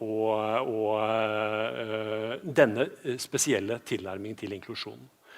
Så det tenker jeg er spennende med det du har skrevet. Vi snakket litt om dette med å være i krysspress. Du har selv vært forsker i en kultur som du er en del av. Du har hatt ulike roller i dette systemet. Har du følt på noe krysspress selv i din egen forskerrolle. Har det vært utfordrende å forske på en kultur som du sier, både er liten, og som innenfor noen områder er preget av stillhet? Ja, måske ikke med hensyn til stillhet, men måske jeg har altså det har måske vært en utfordring at gå ut i feltet hvor jeg selv har vært en del av forskjellige steder. Og det har jeg sånn tenkt meg å bli mens jeg husker det med hensyn til stillhet, og det at man ikke har oversatt inklusjonsvisjonen til færøyspråk, så lagde jeg sånn et forarbeid før jeg gikk ut i det empiriske felt, hvor således at man hadde en litt felles plattform altså på færøyspråk omkring inklusjon. Så det var måske en måte at arbeide med taushedene og det usynlige. Men da jeg så gikk ut i forskningsfeltet, da jeg skulle beslutte meg hvor jeg gikk hen, at da var, tenkte jeg, det var sånn litt en utfordring, som jeg også reflekterte over, at det måske ikke skulle være skoler eller informanter som visste var mulig, som ikke var så tette relasjoner til, og måske som jeg hadde altså noen maktrelasjoner og sånn noe også. Så det var noen ting som jeg gjorde, og noen måter også som jeg grep det an på. Altså for eksempel ut på skolene, da spurte jeg skolelederen om de kunne peie meg ut informanter. Og på samme måte med lærere, om de kunne peie meg ut noe til elever. Således at det ble mer vilkårlig for meg, så at jeg ikke peiet opp til venner og bekjenter, altså. Dette er interessante metodiske refleksjoner. Dette kommer Stine inn på, vil jeg tro, litt senere, så dette skal vi få diskutere mer litt senere. Og så en annen ting som jeg også var litt bevisst av, vi skal snakke om det, med refleksjoner omkring adgang til feltet, så oppstiller det også muligheter for informantene å være sammen. Ikke fokusgruppe intervjues, men individuelle intervjues, men at de var sammen. For at jeg kunne, eller jeg forestilte meg at det kunne være noe som foretrakk å være sammen, for at føle seg mer trygge. Hvis det var at jeg hadde vært kollega, eller hadde noen relasjoner arbeidsmessig til. Så det var sånn noen ting som jeg hadde med meg eller har haft med meg i min forskning. Vi skal gå inn for avslutning med mitt bidrag, men jeg har lyst til å dvele litt med dette som du skriver om, knyttet til børns rettigheter. Fordi jeg opplever jo at noe av det du sier er at når man ser tendenser til at inklusjon er transformert, oversatt inn i en lokal kultur, så er det knyttet til et økt fokus på børns rettigheter. Jeg har bare lyst til å ta med et par-tre sitater her. There are also signs in practice that schools and actors within and surrounding the schools are trying to translate inclusive principle into their local practices. The growing awarenesses of children's rights among the pupils could be a starting point to develop the inclusive school further. Og så skriver du til slutt, the analysis reveals an increased awarenesses of children's rights and well-being as signs of moving in an inclusive direction. Og det synes jeg er spennende, og det er et konkret uttrykk for at man ser noe der ute. Men kan ikke fokuset på barns rettigheter også komme litt i konflikt med målet om en inkluderende skole? Du skriver om barns rettigheter som et uttrykk for at skolen blir inkluderende. Du har flere gode eksempler i avhandlingen din på at et fokus på barns rettigheter bidrar til inklusjon. Men står man ikke også i en fare her for å miste noe knyttet til barns rettigheter? For du skriver jo om denne dikotomien, eller denne spenningen mellom det kompensatoriske, at alle barn har behov for en tilpasset opplæring, og noen trenger en ekstra tilpasset opplæring. Noen barn har spesielle behov, de har funksjonshemminger. Og kan ikke et økt fokus på barns rettigheter i et inkluderingsperspektiv gjøre at man mister noe? Forstår du hva jeg mener? Ja, ja.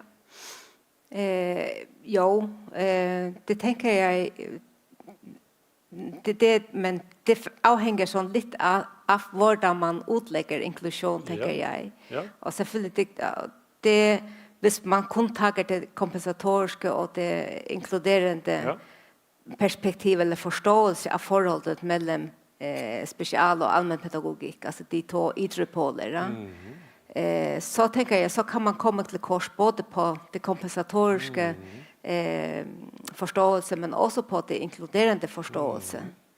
Fordi nettopp som du sier, at hvis man kun går efter det inkluderende forståelse i den helt brede forståelse, så kan man komme til at miste eller overse at det faktisk barn som har bruk for noe særlig. Og der tenker jeg at måske også situeret inklusjon, eller det at man prøver på at se på situasjonen innenfra, lokalt, kan være et bod på hvordan man kan arbeide. Altså, igen, Norwich kommer inn på den der moderate forståelse av inklusjon, eller inkluderende spesialpedagogikk i den allmenne skolen. Det kan være et bod, og jeg tenker også at inkluderende skoler behøver jo ikke å betyde at man alltid sammen alle hele tiden. Så det kan være, men jeg tenker at det viktig at man har fokus også på det særlige, altså det særlige behov. Ja. Så da kan man ha behov for ulike former for organisering på ulike tidspunkt, men at de ikke bør være statiske. Og da er vi jo litt tilbake til det vi startet med å snakke om, nemlig samarbeidet mellom ulike profesjonsgrupper. Og at et godt og velfungerende samarbeid mellom ulike profesjonsgrupper kan være avgjørende for nettopp det du nå sier, nemlig at disse måtene å organisere på, de kan variere, avhengig av hva barn har behov for, og elever har behov for til enhver tid.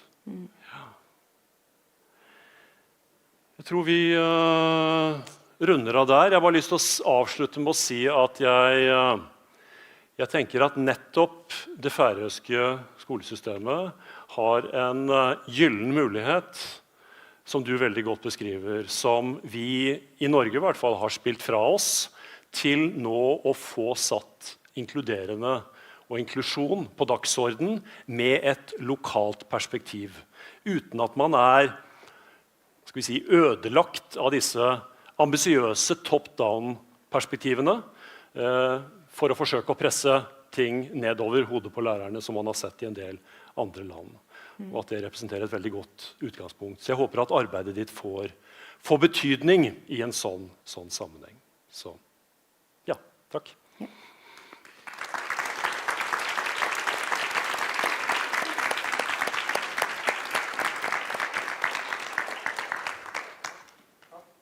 Takk, Vegard og Frida, for en meget spennende, interessant dialog. Nu er det tid til en pause, så vi har 20 minutter, hvor I kan ta en kopp kaffe eller noen forfriskninger. Så mødes vi igjen om præcis 20 minutter. Takk.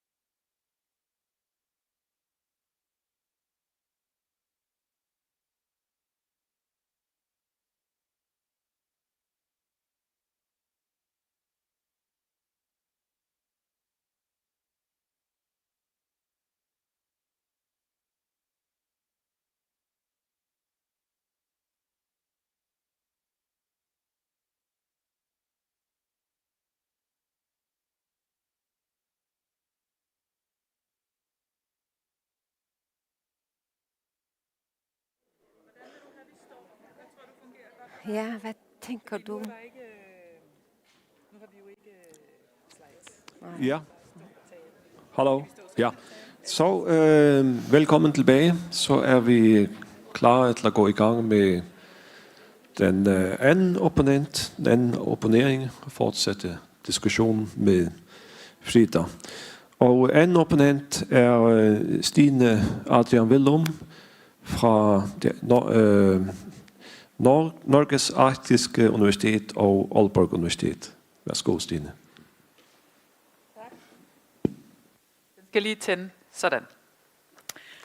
Først, Frida, så vil jeg sige tusind tak for at blive en del af dit bedømmelsesudvalg. Det har været en fornøjelse at læse afhandlingen og få lov at kommentere på den. Og jeg har glædet mig rigtig meget til at stå her i dag og diskutere din afhandling med dig. I bedømmelsesudvalget, som Vigga også sagde, så synes vi, det er en rigtig flot afhandling. Det er et meget stort empirisk materiale.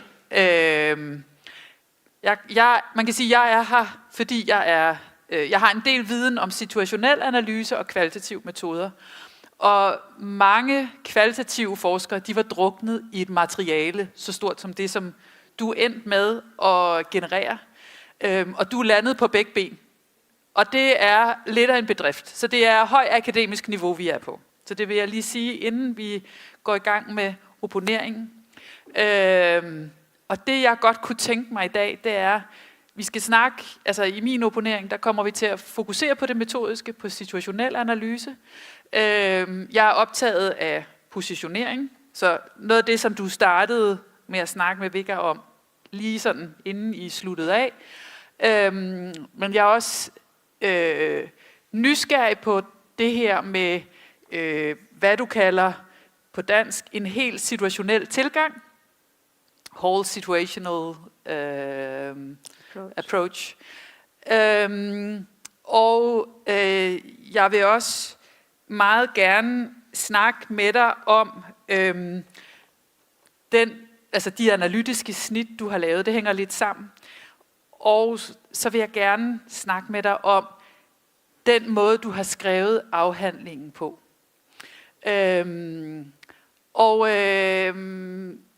Jeg håber på, at den her diskussion, som vi skal have nu, i bedste fald, så kan den være med til at hjælpe dig på vej videre. En god akademisk diskussion handler om at skrive bedre tekster. Og tekster kan altid blive bedre. Også os, der er forskere, vi skriver tekster hele tiden. Og de bliver jo evalueret, de bliver peer-reviewet, og de kan skrives om og blive bedre. Writing is rewriting.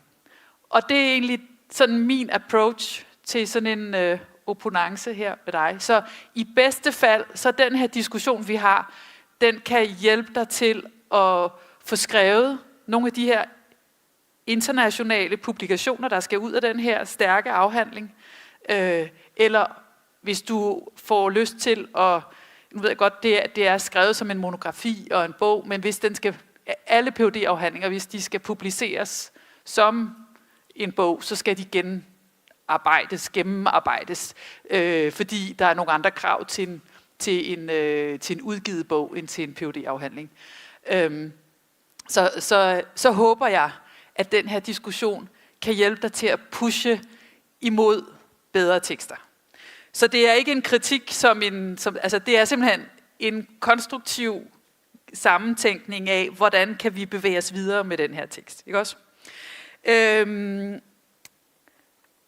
Og mit første spørgsmål, det går på det her med positionering. Fordi som du også nævner i din introduktion, og som Vigga ligesom skubbede til dig, om der havde været krydspres, så har du haft mange roller, inden du startede på din Ph.D.-afhandling i forhold til folkeskolen som lærer, som det ene og det andet og det tredje.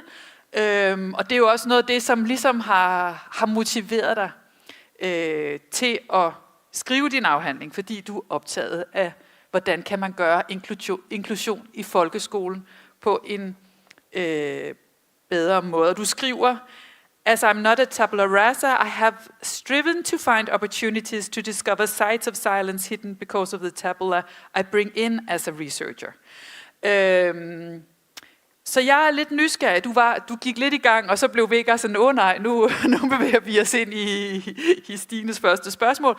Men jeg kunne godt tænke mig lige at genbesøge det her spørgsmål. Hvilken betydning har det haft i forhold til adgang, analysestrategier, og hvad som bliver tydeligt og ikke bliver tydeligt, at du har haft den her baggrund, at du faktisk kender det her felt ualmindeligt godt, inden du starter på din empiriindsamling? Mm-hmm. Tænker du, hvordan jeg har arbejdet med det? Ja. Ja, det er helt rigtigt, at det at være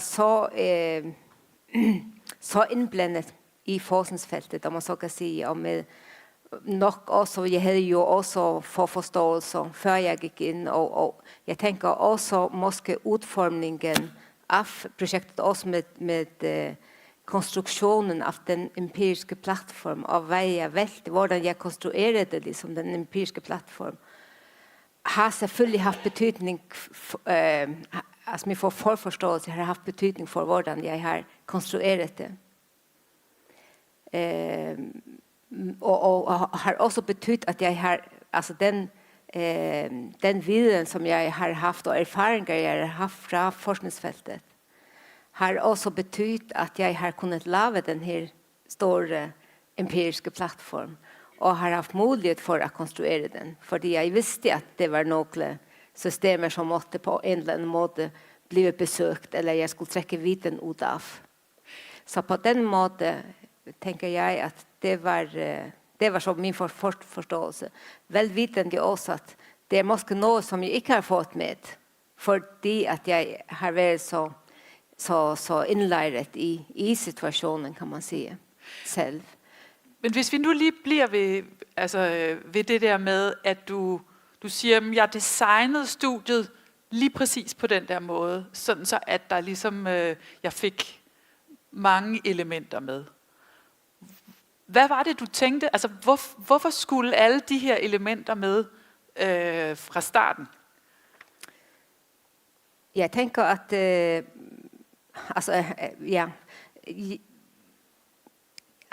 det at være, kan man sige, det at forske i sådan en lille samfund, altså i mikrostat, har jeg tænkt, altså det var min oprindelige plan, at jeg ville prøve på at se ligesom tendenserne på Færøerne, altså ligesom måske at tage temperaturen af den inkluderende skole eller udvikling på Færøerne.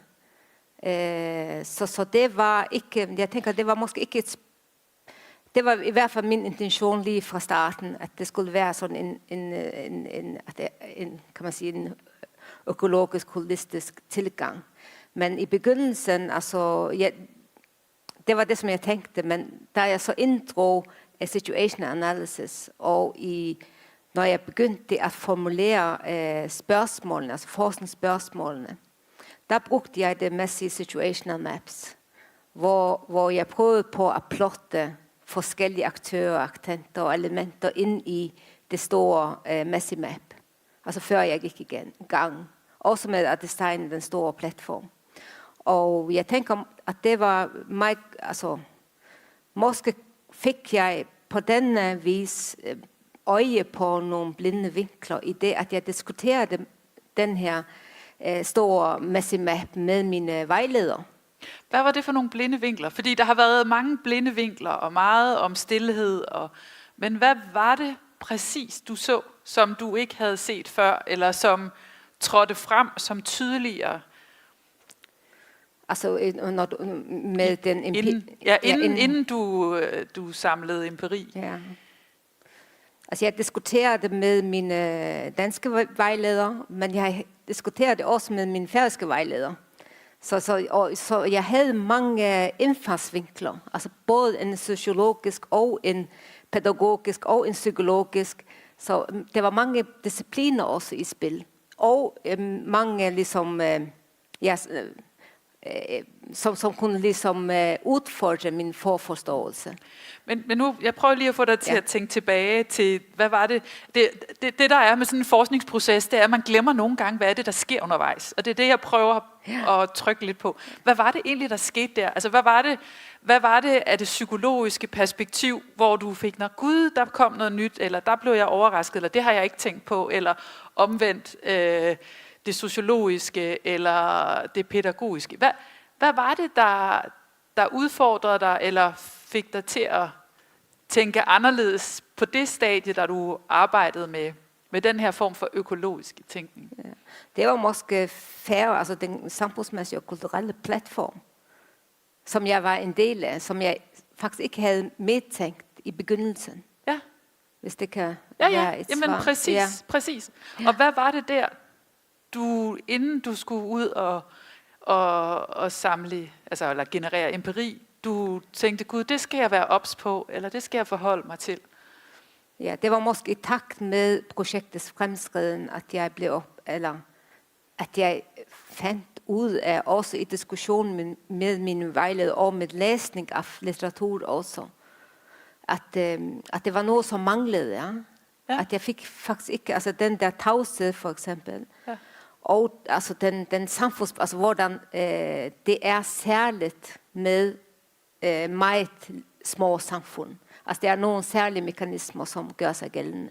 Både på et, kan man sige, på et politisk administrativt niveau, men også i forhold til praksis. Ja. Så det var i hvert fald altså en lidt anderledes retning end det, som jeg oprindeligt havde planlagt. Ja. Og så nu stepper jeg lige et lille skridt tilbage, fordi du siger også, at du startede med sådan en økologisk model inden situational analysis. Hvorfor det? Hvad var det, den model gav dig?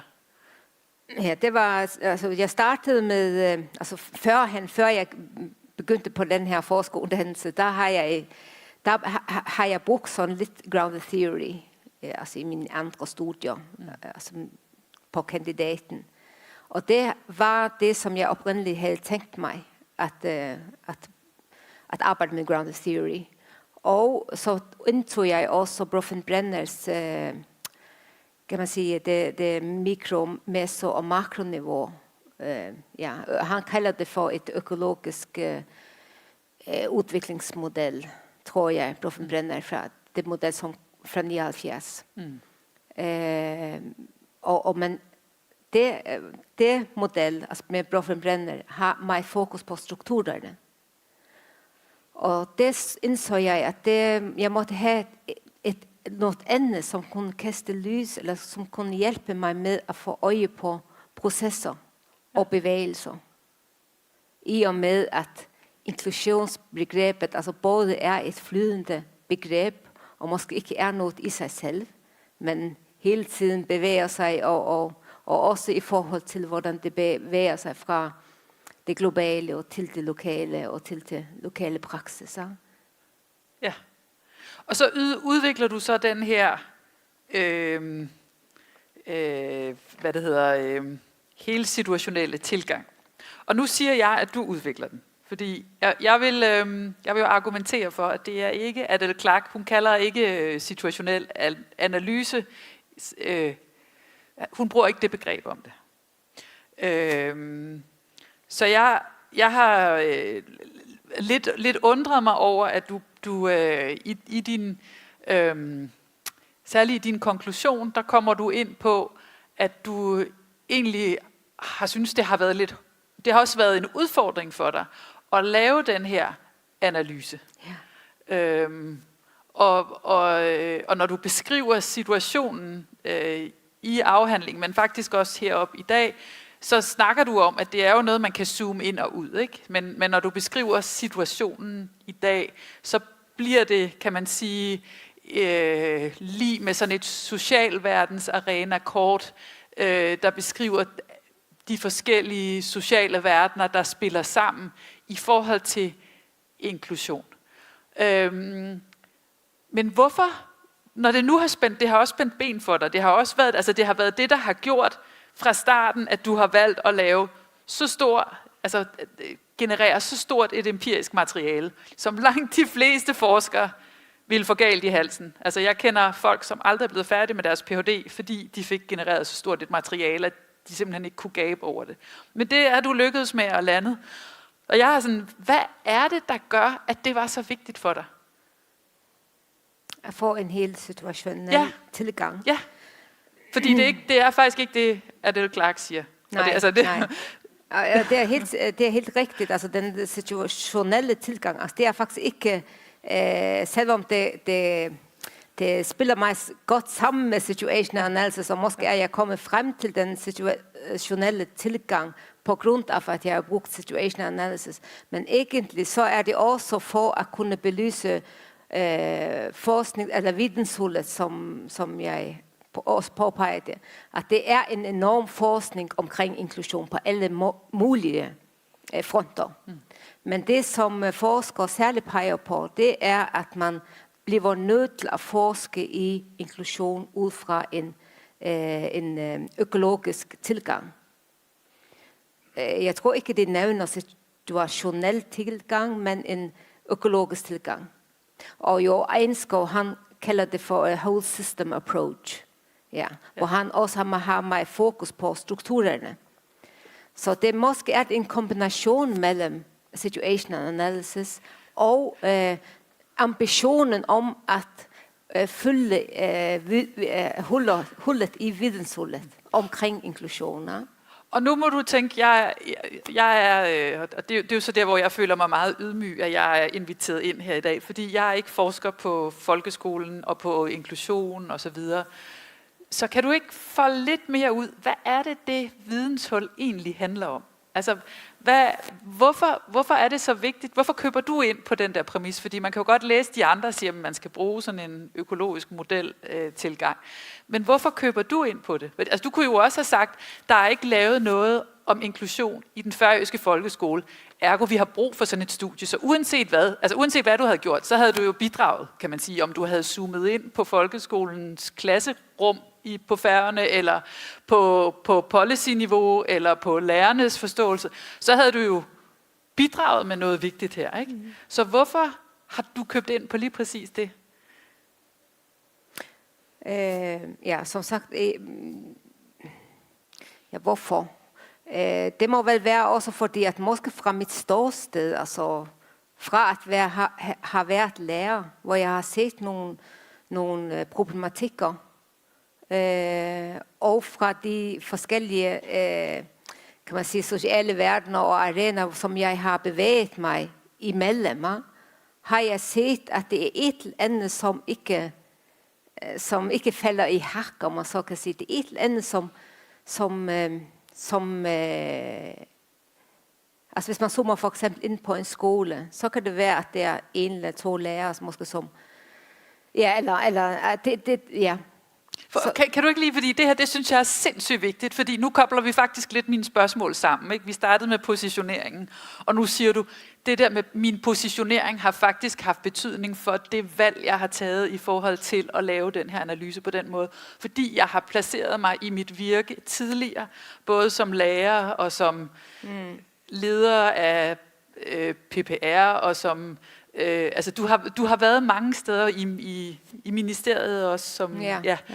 Altså så du har, kan man sige, du kommer allerede med lokale praksisindsigter fra rigtig mange af de, måske alle de arenaer, sociale arenaer, som er på dit situationskort. Ja,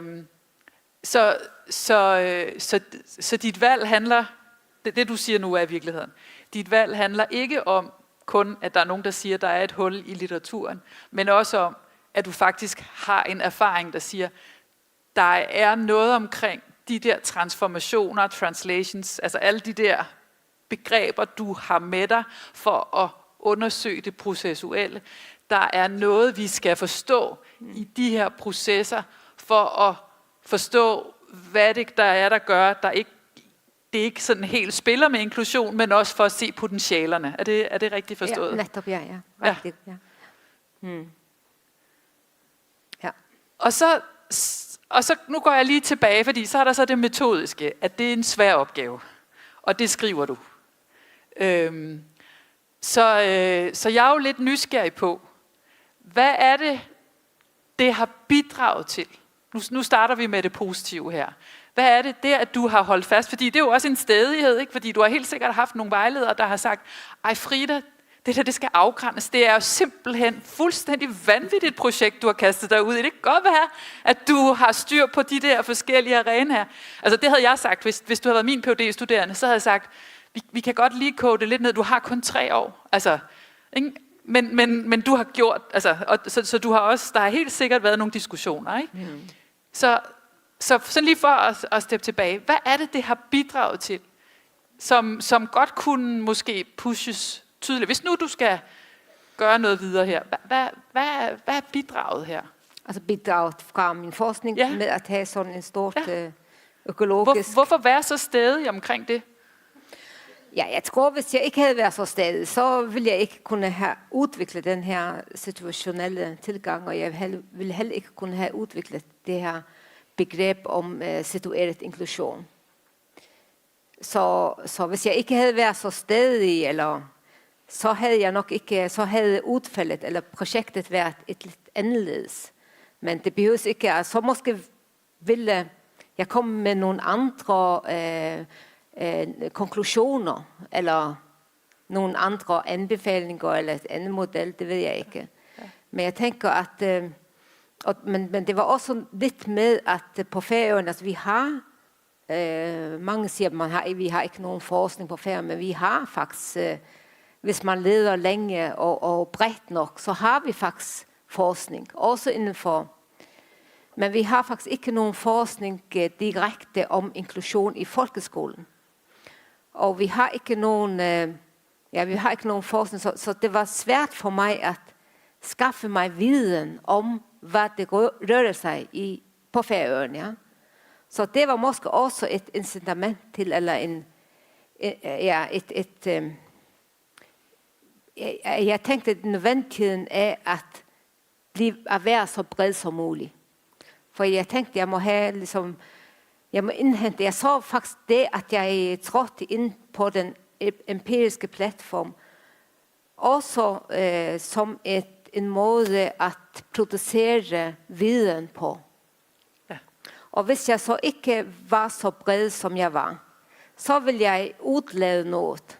Eller så vil jeg måske ikke få de nuancerne med. Ja. Og nu driller jeg dig lidt, ikke? Fordi jeg vil jo sige, at det gør man jo altid. Altså det har du også gjort her. Så hvad er det, du har udeladt her? Altså ved at have den brede version.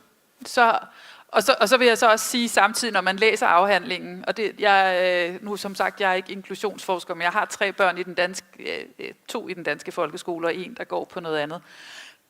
Men jeg tudbrølede, da jeg læste dit kapitel om, hvor hvor eleverne får lov at udtale sig, ikke? Så der er jo også en dybde i noget af det. Så det er ikke sådan, at det bare er overfladisk. Det er faktisk også, der er også nogle snit, der går i dybden. Så du har jo valgt nogle steder, og du siger også herop, vi skal have eleverne med, vi skal høre deres stemme, ikke? De har nogle gode input, ikke? Man kunne også stå og sige, vi skal høre de der ledere noget mere, fordi Salamanca, det var jo vigtigt, og det skal bare derudad. Altså du tager jo nogle valg og gør noget. Så det er det, jeg prøver at...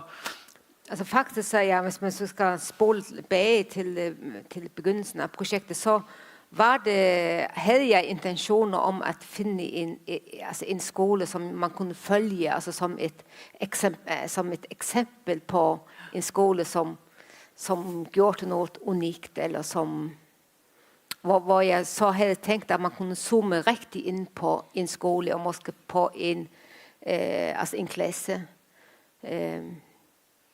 Og så lave sådan en mikroundersøgelse af den sociale verden, eller arena, eller den situation.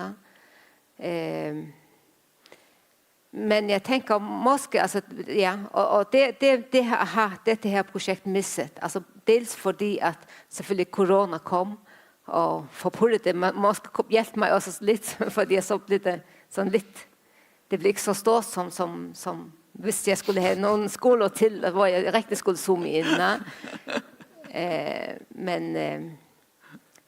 Men det var det, som jeg tænkte. Altså, så det er skåret bort fra projektet. Og jeg tænker, at det, ja, det er i hvert fall noget, som jeg ved ikke, om man skal sige mangler, men det kunne måske være et andet projekt, man gik i gang med. For helt sikkert, det kunne også skubbe inklusionsudvikling videre. Med at man, og måske tog nogle altså at man forskede med udviklingsøje med. Ja. Ja. Og hvad vil det kunne bidrage i forhold til det, du gerne vil bidrage til? Altså fordi der er jo også et eller andet med, hvad er målet med det her, ikke? Hvad kunne den nærmere analyse af lokale praksiser på en skole bidrage til? Jeg tænker, der kunne man måske få øje på, altså få en dybere forståelse af altså det helt nære praksis, som måske kunne give forslag, eller at man kunne dykke nærmere ned i det. Ja. Ja.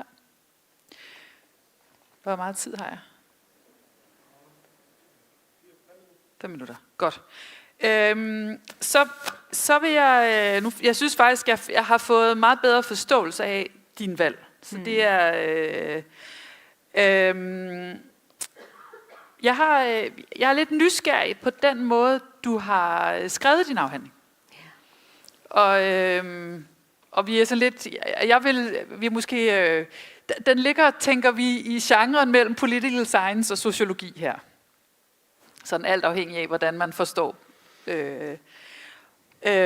I din afhandling i forhold til det metodiske, du er relativt grundig, altså du er ret grundig metodisk, og også i at forklare, hvad du gør. Og så når jeg stiller alle de her frække spørgsmål til metoden, så er det også fordi, man kan blive ved og ved. Og også fordi det er så komplekst et materiale. Men du bruger ikke så meget krudt på at forklare,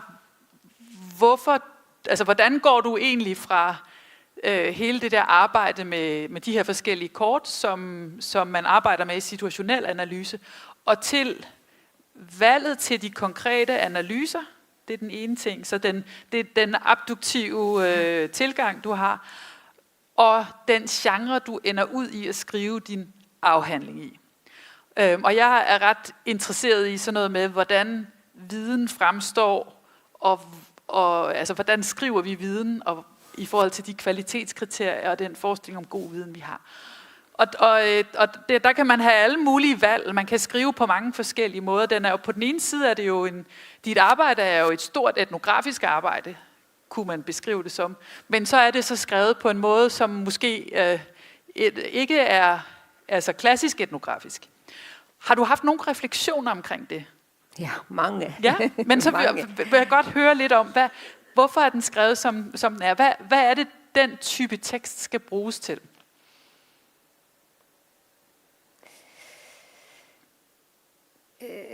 Den type tekst, tænker jeg, skal måske bruges til, altså først og fremmest måske til at lave en struktur over de mange analyselag. Det er måske et svar. Men jeg tænker også de 6 analysedele, at de måske er, måske ikke fortællinger, men de er i hvert fald analysedele, som jeg i mit hoved har tænkt kunne stå, altså kunne være en analyse i sig selv, va? Men så, som jeg så har forbundet for netop for at kunne præsentere, altså i den endelige afhandling, hele ligesom det analytiske arbejde, som var førhen. Og det har været en meget stor, altså jeg har brugt meget tid på at finde ud af, hvordan jeg skulle gøre det. Altså efter for eksempel, jeg tænker også de faser, som jeg nævnte, altså de 4 faser. Altså efter den næste fase, hvor jeg havde fået alle de her forskellige temaer, altså de 67 temaer, som jeg så kategoriserede eller forbandt i de her 8 knudepunkter. Og der tænkte jeg, nu er jeg måske klar til at skrive det endelige. Ja? Men det så jeg, nej, det gik jo ikke. Fordi jeg havde jo ikke fået de sociale arenaer og forbundet det til det. For det var jo meget mere at sige om og analysere. Så gik jeg i gang med de 14 situationsbeskrivelser. Og så tænkte jeg, at det kunne være en analyse. De 10 fortællinger. Og det var meget, måske mere sådan et narrativ. Altså det kunne også være den måde. Men der tænkte jeg, at nu har jeg ikke fået positionerne med. Og så måtte jeg om igen. Og der resulterede det så i de 10 integrerede beskrivelser. Og der tænkte jeg, nu må det være færdigt. Nu må det være klart at få skrevet. Men der tænkte jeg, at de 10, altså der stridte de forskellige kardinalpunkter. Altså jeg fik ikke samlet dem, ligesom. Og forsamle den således, at jeg kunne formidle det. Så det var det, altså så trak jeg mig sådan lidt tilbage, og så kiggede jeg på alt de 4 analysefaser, og tænkte, hvordan skal jeg så præsentere det her? Og der var det, at jeg kom op til de her 6 analysedele, hvor den altså politik og praksis og kultur, politik og administration eller ledelse og kultur og samfundsmæssighed og specialpædagogik og generalpædagogik var på den højre side og tegn på noget, som er i bevægelse og børneperspektivet og the whole situational approach, altså den hele situationelle tilgang, var på venstre side. Så jeg tænkte, det ene, det var ligesom det, som ligesom var strukturen, men så var det noget andet også. Nogle tegn og nogle tegn i det færøske samfund, eller noget andet, som var på spil. Så det var på den måde, at jeg, kan man sige, konstruerede den endelige analysefortælling. Så den gik sådan lidt sådan i sådan resumatiske bevægelser. Men hvorfor er det skrevet som sådan et... har du tænkt over, at det virker som sådan political science, sociologisk tekst? Nej, det har jeg slet ikke. Men når jeg så, når det blev bemærket, så kan jeg godt se, at det er... Altså, der er ikke noget galt i det, Nej. Men jeg siger det bare, fordi det er også noget med, hvordan skriver I vores tekster i forhold til, hvad er det, de skal? Ja. Altså, du starter her med at sige, at du egentlig havde en mission, eller der var noget, du gerne ville med det her projekt. Så der kan man godt tænke på, hvordan formidler man sin tekst, både videnskabeligt, men også i forhold til, hvordan skal den komme ud og gå nu efterfølgende. Ja. Og det er så det sidste, jeg håber, jeg lige kan spørge ind til, det er, hvad er det for nogle pointer, der skal videre, og hvordan skal de videre? Altså hvordan, for eksempel, nu tænker jeg, du har lavet et begreb, ikke? Situationel inklusion. Hvad er det, hvor skal det begreb? Skal det ud i den færøske praksis, som Vigga, han drømmer om, at nu får du revolutioneret, sådan så at der i hvert fald er om ikke andet et øsamfund her i verden, der kan realisere nogle gode tanker om inklusion? Eller altså, hvordan skal det her ud i den videnskabelige verden og i den færøske praksis? Det er et stort spørgsmål. Ja. Altså, jeg tænker, at interessen for projektet og resultaterne, altså det tænker jeg også med det her. Det som også er mødt op i dag, og det som jeg ligesom også de responser som jeg får, altså interessen føler jeg er stor, altså blandt de folk som arbejder både indenfor og uden for skolen, og som har interesse for skole. Og det tænker jeg, det er et godt udgangspunkt for at få det formidlet, og måske få nogle spirer ud af det arbejde. Ja. Men selvfølgelig så er det andet, altså hvor man får ligesom, jeg ved ikke, publiceret og ja, på den måde. Men jeg tænker, altså som sagt, de 6 analyser, de kan jo, tænker jeg, godt måske stå alene, og samtidig med, at jeg også kan binde en sløjfe om noget. Altså jeg kan sige noget om måske de 5 forskellige perspektiver. Men hvorfor udvikler du for eksempel det her begreb situationel inklusion. Hvad er det et bidrag til ind i litteraturen? Den videnskabelige litteratur. Altså det tænker jeg, det er svar på den kritik, altså fra forskermiljøet, om at det ikke er forsket nok i inklusion ud fra et økologisk eller holistisk perspektiv. Og de, som har forsøgt, det som jeg tænker, altså det er for eksempel David Mitchell og flere andre inklusionsforskere, som kommer med et bud på, hvordan det kan gøre. Men jeg tænker måske at mit bidrag er måske, at jeg tænker, at jeg har fået fat i processerne. Tænker jeg. Og det er ikke nogen, som jeg har set, som har forstået, eller som er kommet med den forståelse, som jeg kommer med situeret inklusion, og kommer med et bud på, hvordan man kan arbejde med det på den måde. Tak. Jeg tror, vi stopper her, og jeg siger tusind tak for rigtig god dialog, og tak til jer. Og tusind tak. Ja.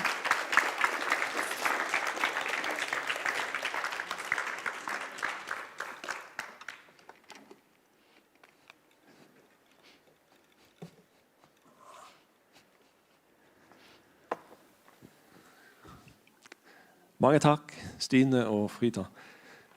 Så er det tid til den tredje opponent, og det er mig selv. Og jeg er den interne medlem af komiteen. Så vi kender hinanden og arbejder på samme universitet. Og det bliver måske også lidt kortere, lidt færre spørgsmål, i forhold til de to første og eksterne opponenter. Så, men god Frida, kære Frida, tusind tak for en meget spændende og ambitiøs afhandling, ambitiøst projekt. Og jeg kan gentage de andre opponenter har sagt, at det er et meget omfattende og meget stort projekt, ikke mindst i forhold til dit empiriske materiale. Jeg vil gerne diskutere nogle ting sammen med dig nu. Og det som nu er jeg er insider i forhold til færøsk forskning og samfundsforskning, men jeg er lidt outsider i forhold til skoleforskning og forskning på inklusion på Færøerne og i det hele taget. Så jeg tænkte, at det ville være interessant at diskutere lidt mere overordnet, hvordan du har diskuteret, defineret den færøske kontekst i din afhandling. Så jeg vil fortælle nogle ting i forhold til de begreber, du har brugt, og så invitere dig til at reflektere lidt over det. Så det første, det er angående skala eller størrelse. Og du taler jo om på engelsk very small society, eller et meget lille samfund på dansk. Og det er en formulering eller en beskrivelse, som går gennem hele afhandlingen. Så du taler også om being a pupil in a very small society, for eksempel kapitel 13.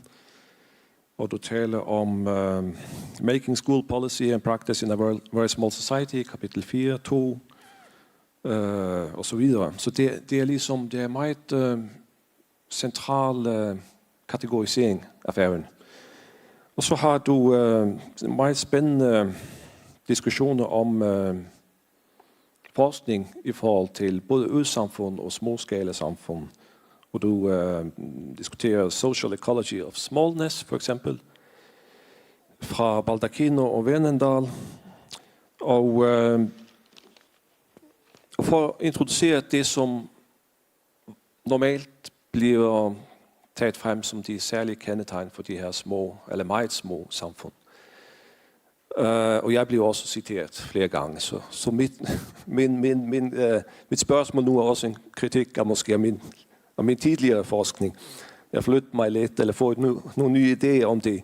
For jeg tenkte om du måske, om det ikke blir litt en sånn inflasjon, eller en sånn litt selvbekræftende tese, når du går så stærkt inn på det, der kendetegner very small society, som jo kan defineres på mange forskellige måder. Hvor går grænsen, kan man spørge. Og så i forhold til det, som du observerer og ser i det færøske samfund, og som du bruger i dine forklaringer i dine analyser.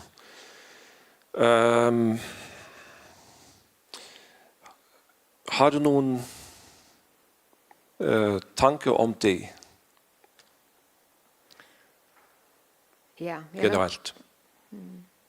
Ja, jeg kan godt følge deg, altså at det at være et meget lille samfunn, altså jeg differentierer mellom mikrosamfunn og meget lille samfunn, hvor jeg så drager på Grydenhøj, som definerer meg små samfunn, da, som jeg tror det var mindre enn 1000 innbyggere. Og så det er derfor jeg kategoriserer Færøyene som et meget lille samfunn.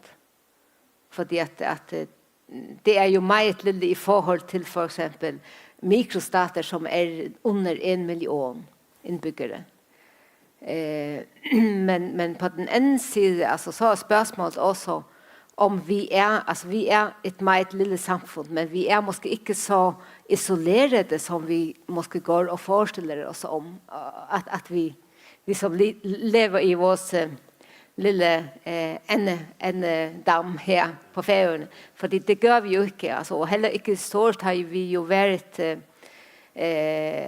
rejsende folk, ja? Og vi arbejder andre steder, og folk kommer til Færøerne og arbejder. Så det er måske ikke så isoleret. Men alligevel så tænker jeg, at det er nogle særlige karakteristika på Færøerne.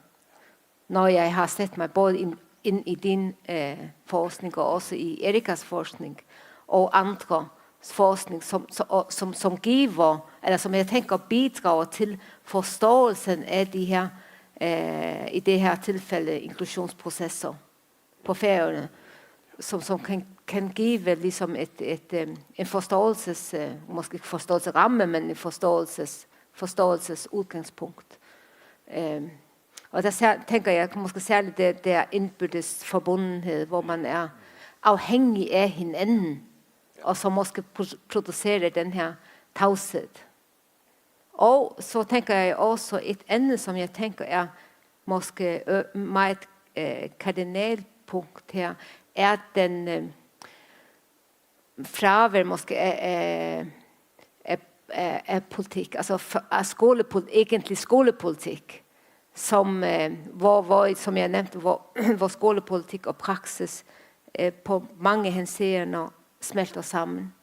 Så jeg tænker, at de diskussioner, som også er i litteratur, international litteratur, om policy og praksis, som er så langt fra hinanden, altså det er ikke, på den måde tænker jeg, at vi må have noget andet ind her, for at kunne forstå de mekanismer, som er på Færøerne.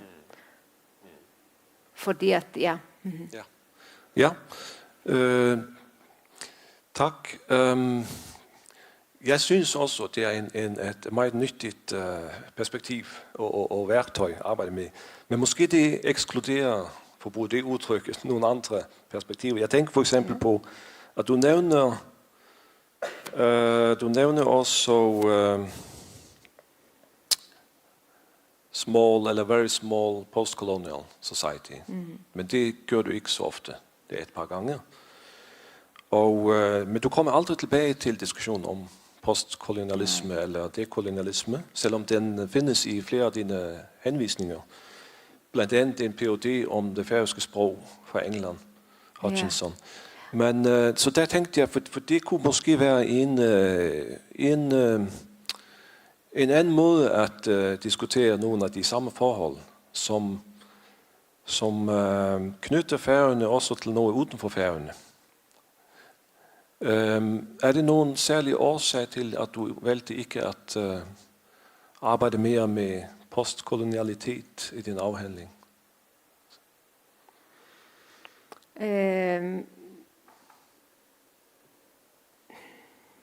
Det kunne have været, nej, måske har jeg man kan sige, forsømt det, men altså det er i hvert fald et vigtigt perspektiv, som jeg måske ikke er kommet nok ind på. Men jeg tænker, at jeg tror, det er i analysedel 10 om politik og praksis, hvor jeg kommer ind på, at det er som om, at, altså, og det kommer dekolonialiseringsproblematikkerne ind, at vi har overtaget, altså at vi har været en del af Danmark, og at vi har, selvom vi har overtaget folkeskolen, altså i 79, så er det som om, at vi ikke helt har overtaget den i vores bevidsthed. Så det er helt sikkert også et fokuspunkt, som helt sikkert kunne have været måske udfoldet lidt mere. Men jeg tænker, jeg kommer ind på det i kapitel 10, men jeg vil også sige, at når det er sagt med inklusion, så er det andre globale strømninger, som har fået meget mere fokus og politisk hvad man siger, fokus end inklusion. Altså for eksempel med PISA og med, kan man sige, måske Bologna og forskellige andre strømninger, som får meget mere opmærksomhed og diskussion og debat i det færøske samfund, og også politisk. Men det, man kan godt, jeg tænker, det hænger lidt sammen med, at vi har været en del af Danmark, men det handler også om noget, som lokalt er i gang på Færøerne. Ja. Yes, det synes jeg er enig i, og det er fint, at du også får vist, at du har faktisk lidt om det i din diskussion om forholdet til Danmark for eksempel. Ja. Fordi jeg vil sige, at for eksempel i forhold til PISA og mange andre initiativer, så kommer de som oftest fra Danmark, selvom de er internationale til Færøerne. Ja, så jeg tror, jeg skal gå videre. Men jeg kan lige nævne også, at jeg så også, at da du i din kapitel om hvor du introducerer dit arbejde og din metode, så fortæller du også, at du primært har, i forhold til den nordiske forskningslitteratur, så har du primært brugt dansk litteratur. Og det er fordi, at... Jo, det skriver du. Ja, jeg skriver, ja. Og det er fordi, at det er den, som har haft størst indflydelse på færøsk skolepolitik og så videre. Så det er også en indikator om det samme. Og måske det skulle nemlig være, måske det nemlig vil være interessant at se på svensk eller norsk eller finsk litteratur for at få et andet perspektiv på det, der foregår på Færøerne. Ja, altså tænker du forskningslitteratur? Som jeg tænker på, hvis det er dansk skolepolitik, som har haft så stor indflydelse på forholdet på Færøerne, så måske det kunne også være en åbning eller en måde at måske få et kritisk blik på det, at se på alternative studier fra andre samfund. Mm-hmm.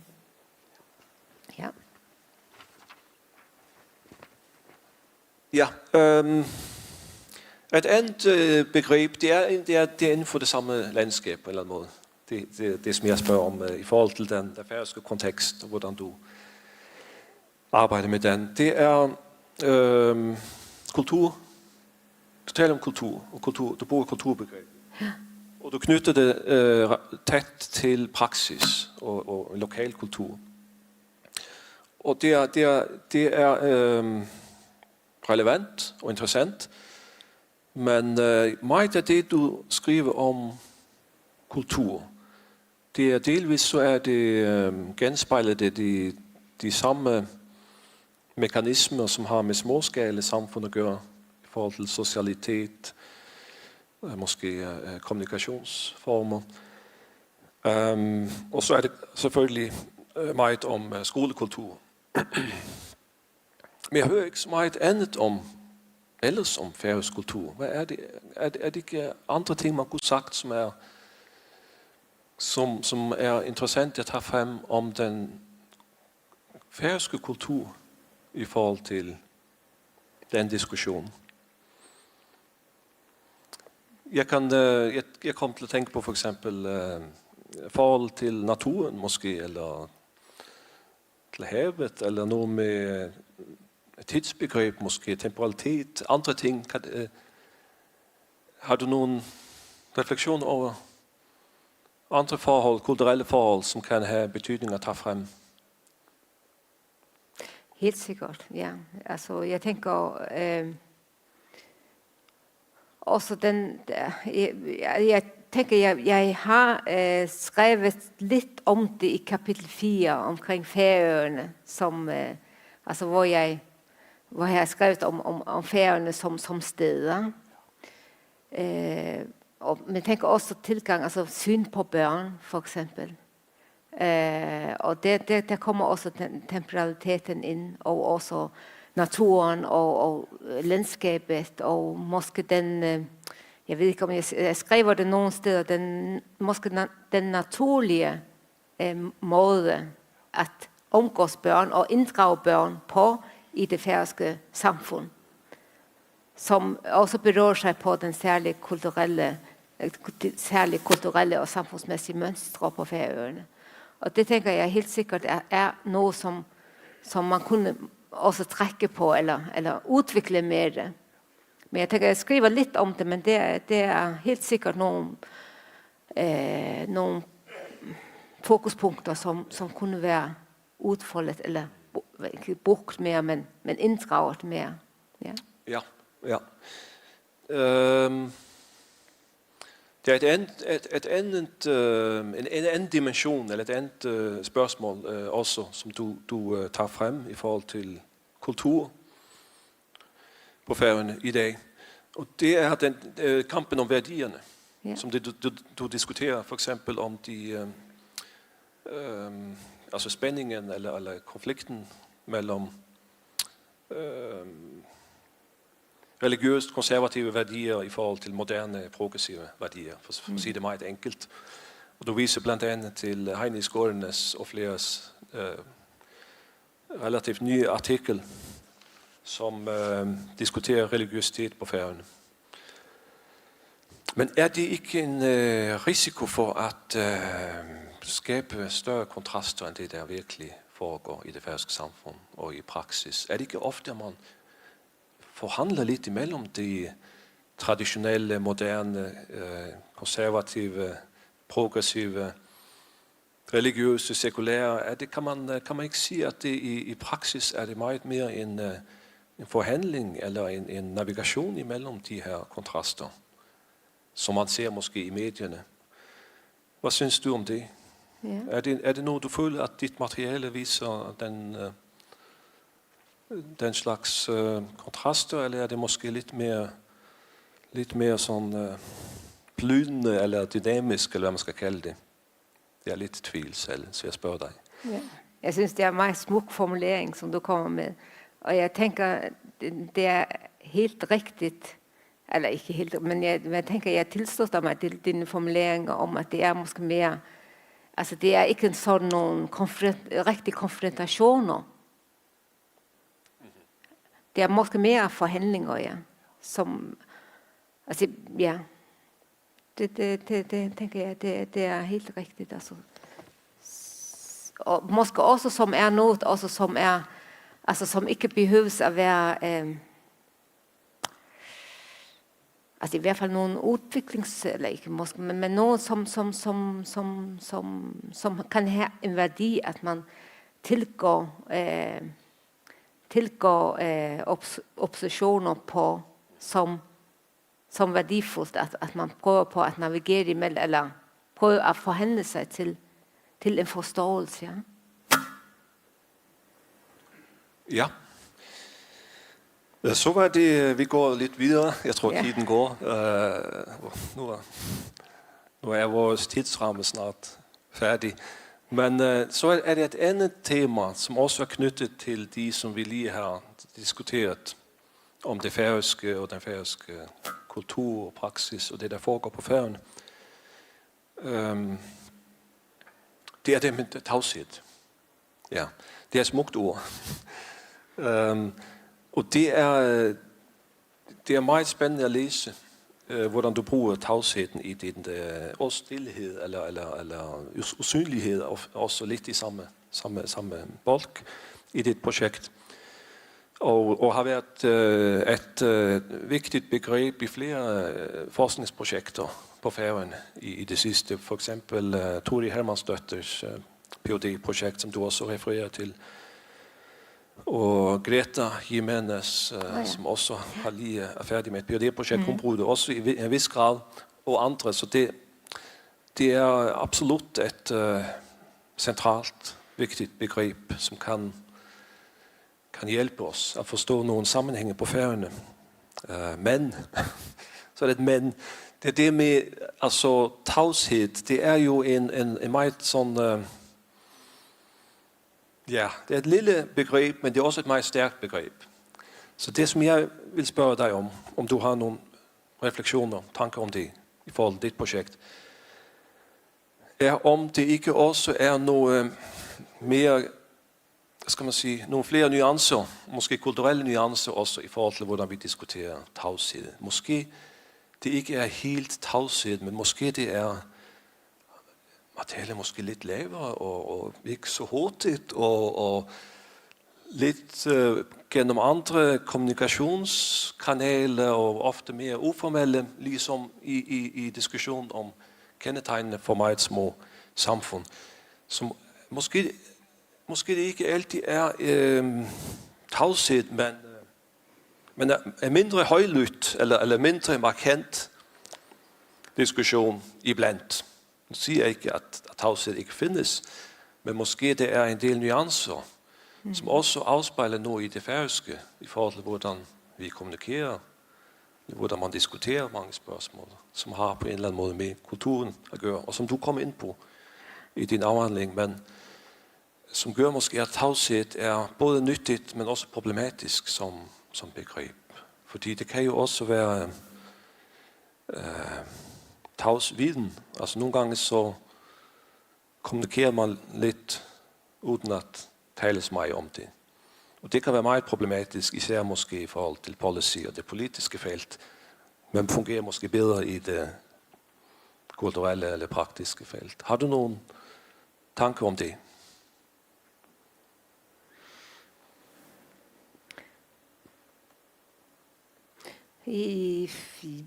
Altså nu, det som du snakkede om tavshed, at den kan være nuanceret, og den kan være alt muligt, altså at den kan også, tavshed kan jo også være meget, og den kan også kommunikere meget, tavsheden. Og den kan også blive kommunikeret på andre måder end med ord, eller med tekst, eller med... Så jeg er helt med på, at tavsheden som et begreb kan være problematisk. Altså at kunne sige, at tavshed er, og så forstår alle, hvad tavshed er. For tavshed kan være meget, og kan komme til udtryk på mange måder. Ja, jeg har ikke sådan et helt konkret svar på det, men ja, nej. Ja. Jamen, jeg synes, du bruger det på en meget fin måde i din afhandling. Det var bare mere at diskutere videre ud fra det, om det kan være.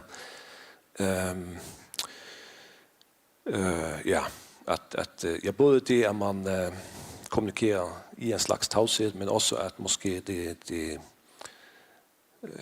måske tavshed i forhold til nogen, der er meget højlydt, eller det kommer vel også an på i forhold til hvad, altså hvad er det, man siger, når man taler.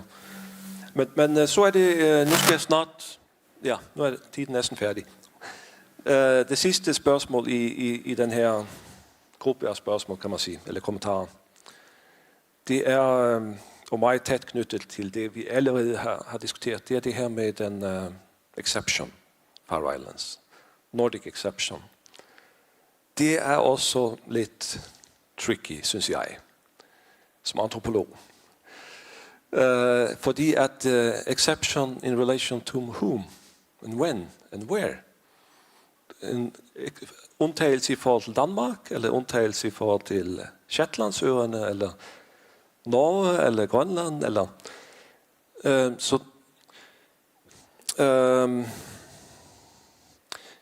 det er, altså det er ligesom at man har en, tror jeg, i diskussionen om en undtagelse, så har man på den ene side måske en statistisk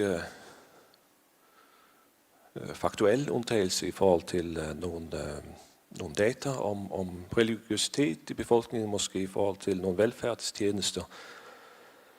Men ellers er det i forhold til sådan mere empirisk kvalitativt materiale, kan det være svært, tror jeg, at lige diskutere det.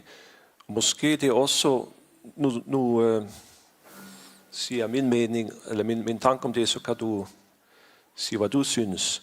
At det også, ligesom i de andre spørgsmål, som jeg har nævnt, kan også opfattes som en slags, hvad skal man kalde det, en sådan, et perspektiv fra kontinentale magtcentre. Hvis vil man sagt måske, hvis man havde et mere postkolonialistisk perspektiv på det lille samfund, det perifere samfund, det traditionelle samfund og undtagelsen. Det er ligesom, det er meget sådan en anderledesgørelse af det færøske samfund.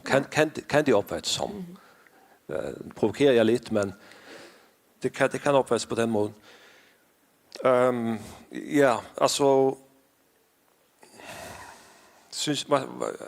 er det noget, du har tænkt over, når du har diskuteret Færøerne som en undtagelse her? Ja, at det måske er nogle...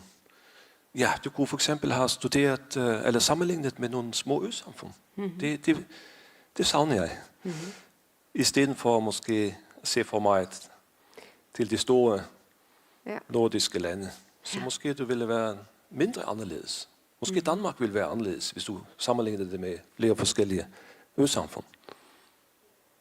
Ja, helt sikkert. Altså, da jeg startede projektet, der var mit udgangspunkt, at jeg ville sammenligne Færøerne med Island og med Danmark, og så tænkte jeg at tage et mere, altså Island og Danmark, og så Færøerne, og så et andet land, som var også meget lille.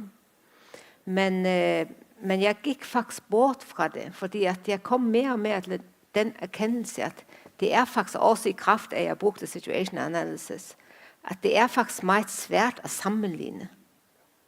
Og jeg var jo ikke interesseret i at sige noget om, hvorvidt Færøerne var kommet i forhold til udvikling af inklusion, sammenlignet med for eksempel Island, eller sammenlignet med Danmark, eller sammenlignet med noget andre. Fordi jeg tænker,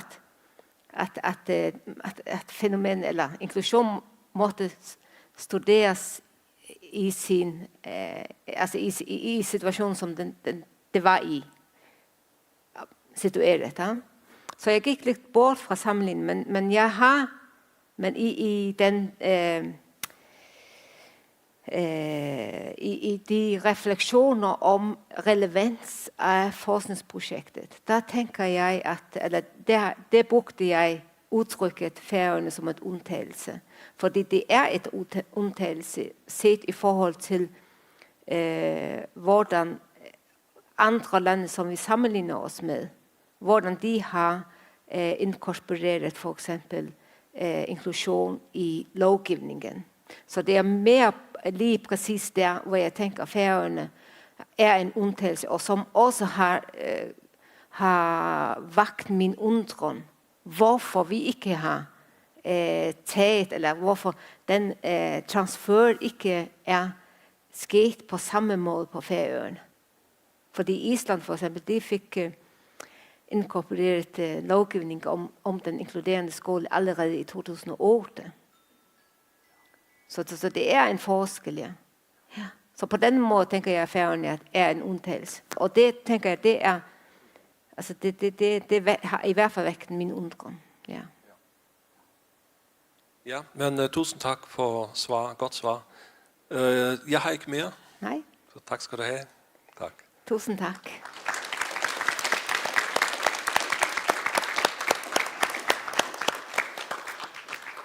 Så nu er vi næsten kommet til vejs ende. Nu skal I bare blive siddende, og så skal vi i komiteen ud i et andet rum at votere. Og så kommer vi ind igen med konklusionen. Tak. Tak.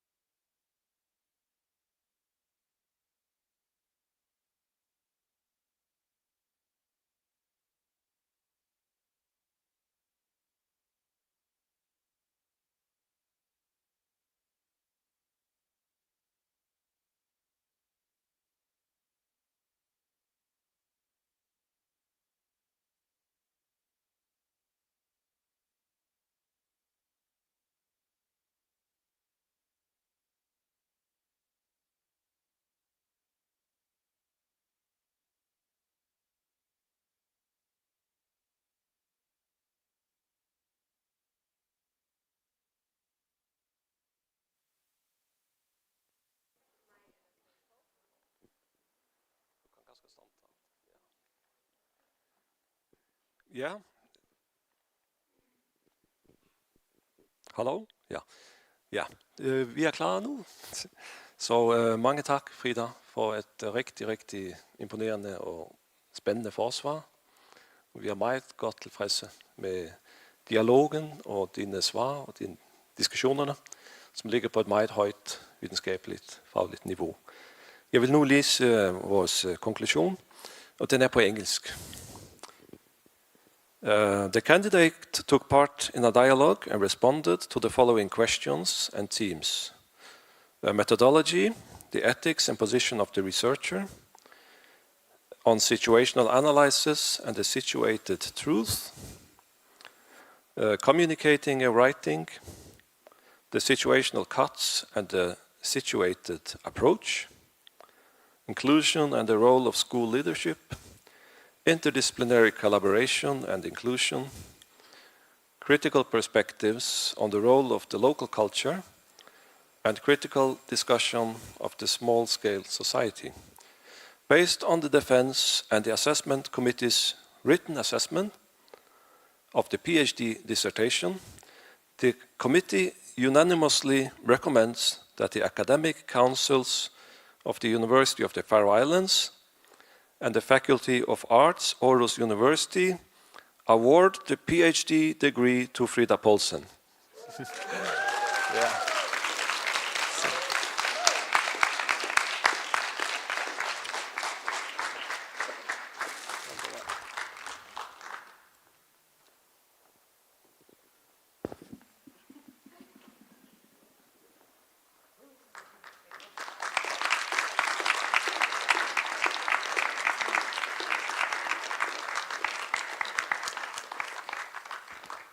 Ja, mange tak for at de alle kom til forsvaret, og tak for at vi fik muligheden til at være med.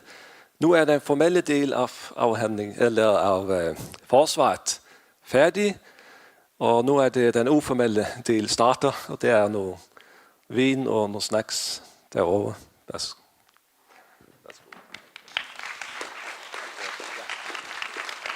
Tak.